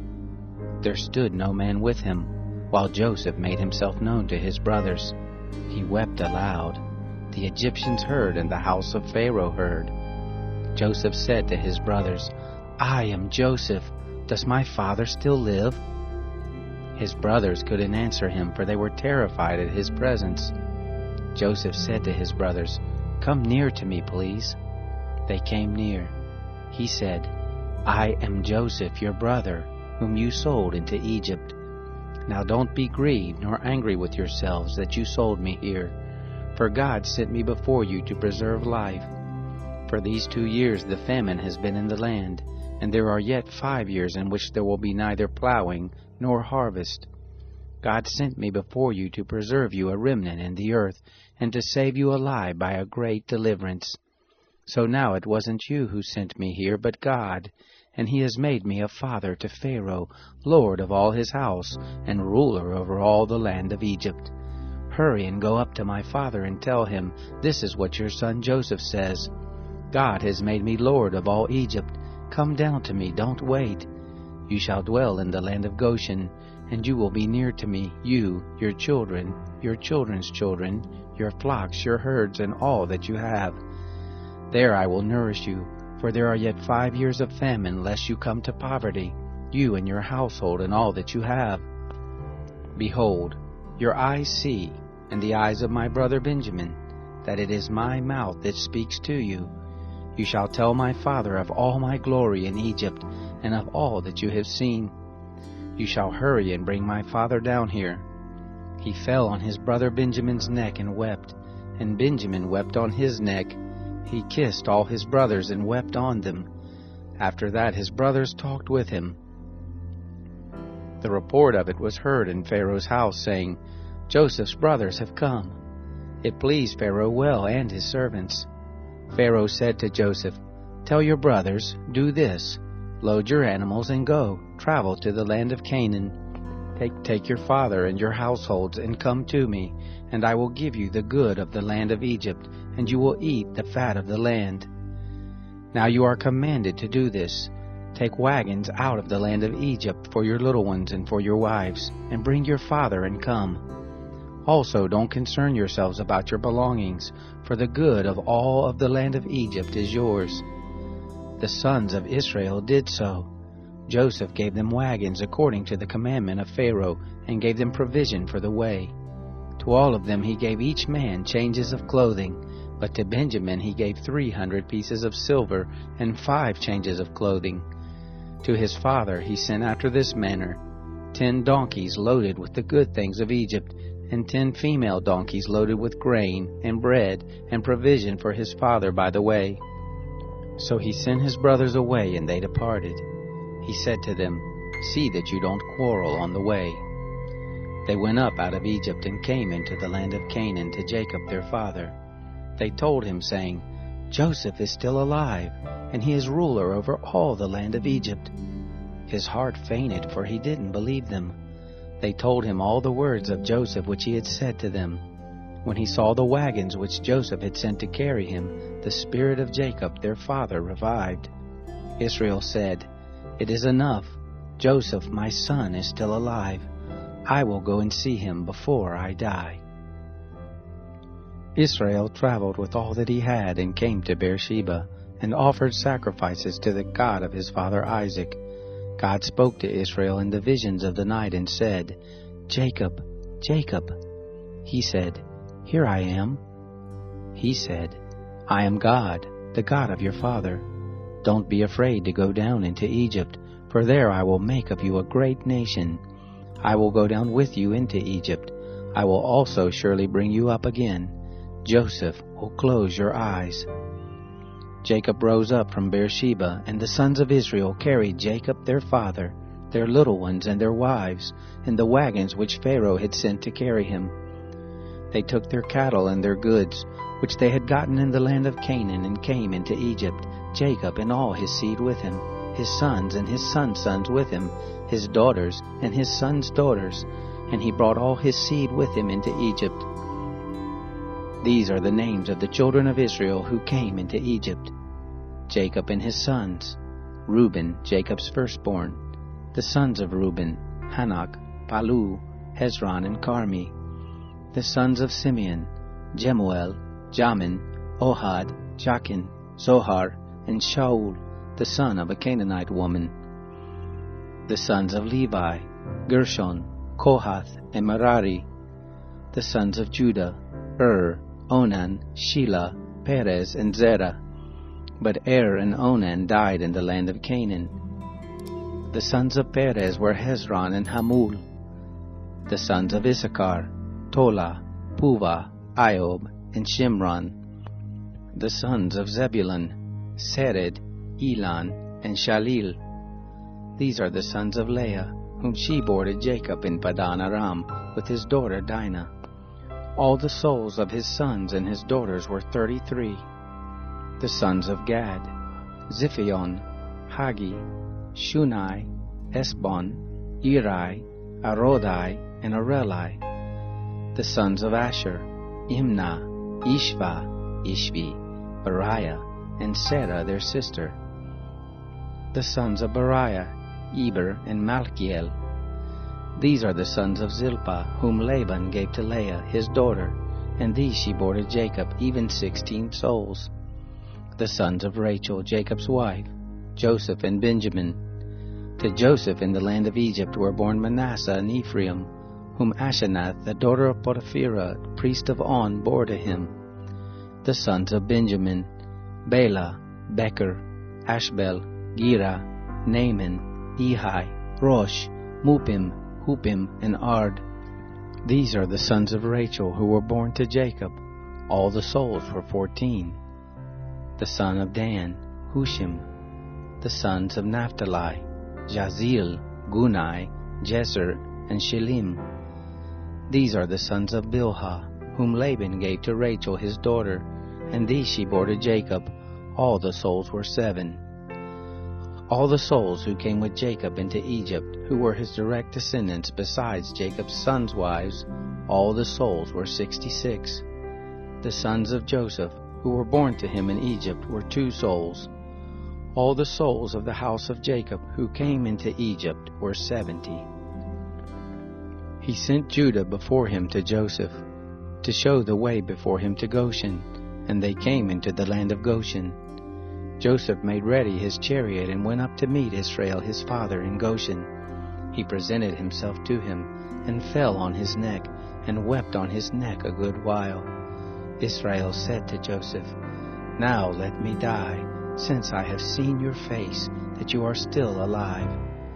Joseph said to his brothers and to his father's house, "I will go up and speak with Pharaoh, and will tell him, 'My brothers and my father's house, who are in the land of Canaan, have come to me. These men are shepherds, for they have been keepers of cattle, and they have brought their flocks and their herds and all that they have. It will happen when Pharaoh summons you, and will say, What is your occupation? That you shall say, Your servants have been keepers of cattle from our youth, even until now, both we and our fathers, that you may dwell in the land of Goshen. For every shepherd is an abomination to the Egyptians." Then Joseph went in and told Pharaoh and said, "My father and my brothers, with their flocks, their herds, and all that they own, have come out of the land of Canaan, and behold, they are in the land of Goshen." From among his brothers he took 5 men, and presented them to Pharaoh. Pharaoh said to his brothers, "What is your occupation?" They said to Pharaoh, "Your servants are shepherds, both we and our fathers." They said to Pharaoh, "We have come to live as foreigners in the land, for there is no pasture for your servants' flocks. For the famine is severe in the land of Canaan. Now therefore please let your servants dwell in the land of Goshen." Pharaoh spoke to Joseph, saying, "Your father and your brothers have come to you. The land of Egypt is before you. Make your father and your brothers dwell in the best of the land. Let them dwell in the land of Goshen. If you know any able men among them, then put them in charge of my cattle." Joseph brought in Jacob his father, and set him before Pharaoh. And Jacob blessed Pharaoh. Pharaoh said to Jacob, "How many are the days of the years of your life?" Jacob said to Pharaoh, "The days of the years of my pilgrimage are 130 years. Few and evil have been the days of the years of my life, and they have not attained to the days of the years of the life of my fathers in the days of their pilgrimage. Jacob blessed Pharaoh, and went out from the presence of Pharaoh. Joseph placed his father and his brothers, and gave them a possession in the land of Egypt, in the best of the land, in the land of Ramses, as Pharaoh had commanded. Joseph nourished his father, his brothers, and all of his father's household with bread according to their families. There was no bread in all the land, for the famine was very severe, so that the land of Egypt and the land of Canaan fainted by reason of the famine. Joseph gathered up all the money that was found in the land of Egypt and in the land of Canaan, for the grain which they bought, and Joseph brought the money into Pharaoh's house. When the money was all spent in the land of Egypt and in the land of Canaan, all the Egyptians came to Joseph and said, "Give us bread, for why should we die in your presence? For our money fails." Joseph said, "Give your cattle, and I will give you food for your cattle, if money fails." They brought their cattle to Joseph, and Joseph gave them bread in exchange for the horses, and for the flocks, and for the herds, and for the donkeys, and he fed them with bread in exchange for all their cattle for that year. When that year was ended, they came to him the second year and said to him, "We will not hide from my lord how our money is all spent, and the herds of cattle are my lord's. There is nothing left in the sight of my lord but our bodies and our lands. Why should we die before your eyes, both we and our land? Buy us and our land for bread, and we and our land will be servants to Pharaoh. Give us seed that we may live and not die, and that the land won't be desolate." So Joseph bought all the land of Egypt for Pharaoh, for the Egyptians sold every man his field, because the famine was severe on them, and the land became Pharaoh's. As for the people, he moved them to the cities from one end of the border of Egypt even to the other end of it. Only he didn't buy the land of the priest, for the priest had a portion from Pharaoh, and ate their portion which Pharaoh gave them. That is why they didn't sell their land. Then Joseph said to the people, "Behold, I have bought you and your land today for Pharaoh. Behold, here is seed for you, and you shall sow the land. It will happen at the harvest, that you shall give a fifth to Pharaoh, and 4 parts will be your own, for the seed of the field, for your food, for them of your households, and for food for your little ones." They said, "You have saved our lives. Let us find favor in the sight of my lord, and we will be Pharaoh's servants." Joseph made it a statute concerning the land of Egypt to this day, that Pharaoh should have the fifth. Only the land of the priest alone didn't become Pharaoh's. Israel lived in the land of Egypt, in the land of Goshen, and they got themselves possessions therein, and were fruitful and multiplied exceedingly. Jacob lived in the land of Egypt 17 years. So the days of Jacob, the years of his life, were 147 years. The time drew near that Israel must die, and he called his son Joseph and said to him, "If now I have found favor in your sight, please put your hand under my thigh, and deal kindly and truly with me. Please don't bury me in Egypt, but when I sleep with my fathers, you shall carry me out of Egypt, and bury me in their burying place." He said, "I will do as you have said." He said, "Swear to me." And he swore to him. Israel bowed himself on the bed's head. It happened after these things that someone said to Joseph, "Behold, your father is sick." He took with him his 2 sons, Manasseh and Ephraim. Someone told Jacob and said, "Behold, your son Joseph comes to you." And Israel strengthened himself and sat on the bed. Jacob said to Joseph, "God Almighty appeared to me at Luz in the land of Canaan and blessed me, and said to me, Behold, I will make you fruitful and multiply you, and I will make of you a company of peoples, and will give this land to your seed after you for an everlasting possession. Now your 2 sons, who were born to you in the land of Egypt before I came to you into Egypt, are mine, Ephraim and Manasseh, even as Reuben and Simeon will be mine. Your issue, who you have become father of after them, will be yours. They will be called after the name of their brothers in their inheritance. As for me, when I came from Padan, Rachel died by me in the land of Canaan in the way, when there was still some distance to come to Ephrath, and I buried her there in the way to Ephrath, the same is Bethlehem. Israel saw Joseph's sons and said, Who are these? Joseph said to his father, They are my sons whom God has given me here. He said, Please bring them to me, and I will bless them. Now the eyes of Israel were dim for age, so that he couldn't see. He brought them near to him, and he kissed them and embraced them. Israel said to Joseph, I didn't think I would see your face, and behold, God has let me see your seed also. Joseph brought them out from between his knees, and he bowed himself with his face to the earth. Joseph took them both, Ephraim in his right hand toward Israel's left hand, and Manasseh in his left hand toward Israel's right hand, and brought them near to him. Israel stretched out his right hand, and laid it on Ephraim's head, who was the younger, and his left hand on Manasseh's head, guiding his hands knowingly, for Manasseh was the firstborn. He blessed Joseph and said, The God before whom my fathers Abraham and Isaac did walk, the God who has fed me all my life to this day, the angel who has redeemed me from all evil, bless the lads, and let my name be named on them, in the name of my fathers Abraham and Isaac. Let them grow into a multitude in the midst of the earth. When Joseph saw that his father laid his right hand on the head of Ephraim, it displeased him. He held up his father's hand to remove it from Ephraim's head to Manasseh's head. Joseph said to his father, Not so, my father, for this is the firstborn. Put your right hand on his head. His father refused and said, I know, my son, I know. He also will become a people, and he also will be great. However, his younger brother will be greater than he, and his seed will become a multitude of nations. He blessed him that day, saying, In you will Israel bless, saying, God make you as Ephraim and as Manasseh. He said Ephraim before Manasseh.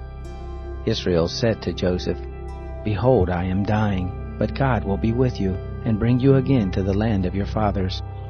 Moreover, I have given to you one portion above your brothers, which I took out of the hand of the Amorite with my sword and with my bow. Jacob called to his sons and said, Gather yourselves together, that I may tell you that which will happen to you in the days to come. Assemble yourselves and hear, you sons of Jacob. Listen to Israel your father. Reuben, you are my firstborn, my might and the beginning of my strength, the preeminence of dignity and the preeminence of power. Boiling over as water, you shall not have the preeminence, because you went up to your father's bed, then defiled it. He went up to my couch. Simeon and Levi are brothers. Weapons of violence are their swords. My soul, don't come into their council. My glory, don't be united to their assembly. For in their anger they killed a man. In their self-will they hamstrung an ox. Cursed be their anger, for it was fierce, and their wrath, for it was cruel. I will divide them in Jacob, scatter them in Israel. Judah, your brothers will praise you. Your hand will be on the neck of your enemies. Your father's sons will bow down before you. Judah is a lion's cub. From the prey, my son, you have gone up. He stooped down, he crouched as a lion, as a lioness. Who will rouse him up? The scepter will not depart from Judah, nor the ruler's staff from between his feet, until he comes to whom it belongs. To him will the obedience of the peoples be, binding his foal to the vine, his donkey's colt to the choice vine. He has washed his garments in wine, his robes in the blood of grapes. His eyes will be red with wine, his teeth white with milk. Zebulun will dwell at the haven of the sea. He will be for a haven of ships. His border will be on Sidon. Issachar is a strong donkey, lying down between the saddlebags. He saw a resting place that it was good, the land that it was pleasant. He bows his shoulder to the burden, and becomes a servant doing forced labor. Dan will judge his people as one of the tribes of Israel.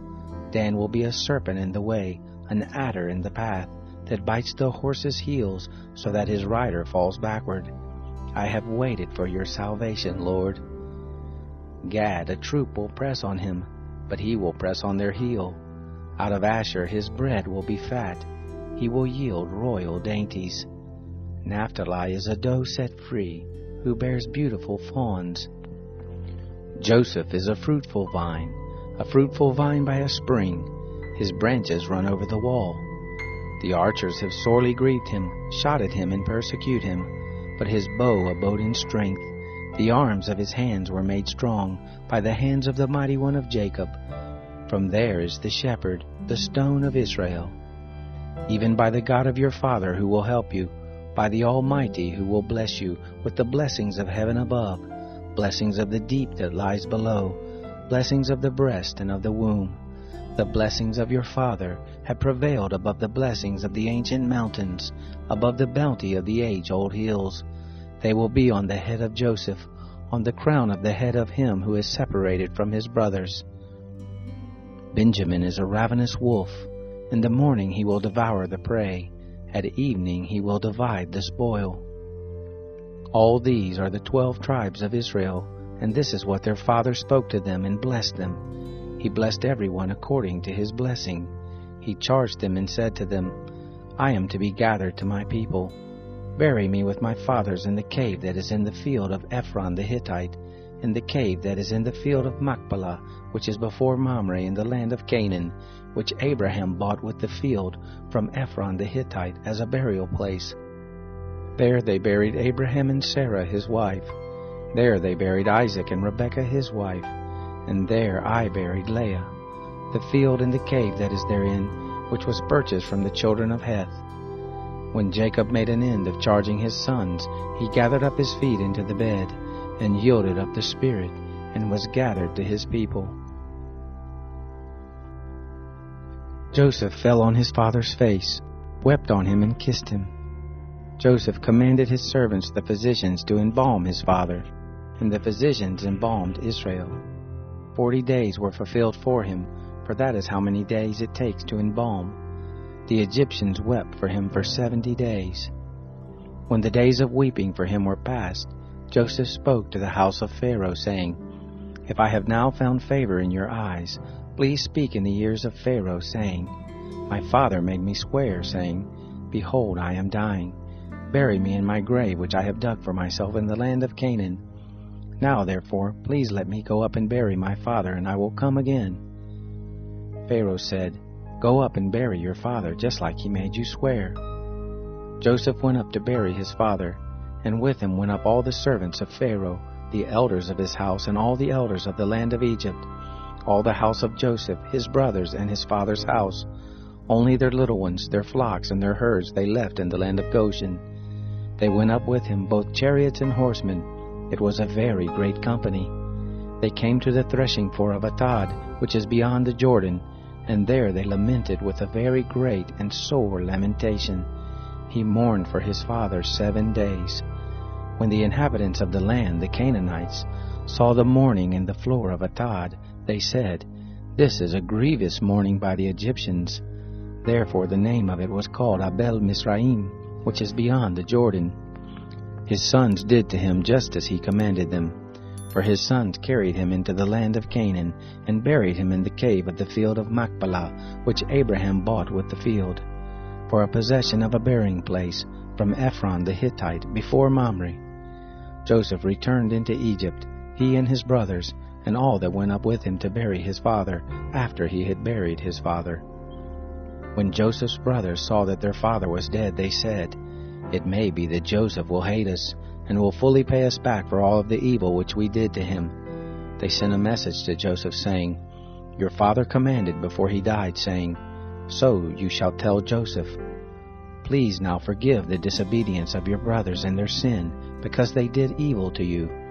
Now please forgive the disobedience of the servants of the God of your father. Joseph wept when they spoke to him. His brothers also went and fell down before his face, and they said, Behold, we are your servants. Joseph said to them, Don't be afraid, for am I in the place of God? As for you, you meant evil against me, but God meant it for good, to bring to pass as it is this day, to save many people alive. Now therefore don't be afraid. I will nourish you and your little ones. He comforted them and spoke kindly to them. Joseph lived in Egypt, he and his father's house. Joseph lived 110 years. Joseph saw Ephraim's children to the third generation. The children also of Machir the son of Manasseh were born on Joseph's knees. Joseph said to his brothers, I am dying, but God will surely visit you, and bring you up out of this land to the land which he swore to Abraham, to Isaac, and to Jacob. Joseph took an oath of the children of Israel, saying, God will surely visit you, and you shall carry up my bones from here. So Joseph died, being 110 years old, and they embalmed him, and he was put in a coffin in Egypt.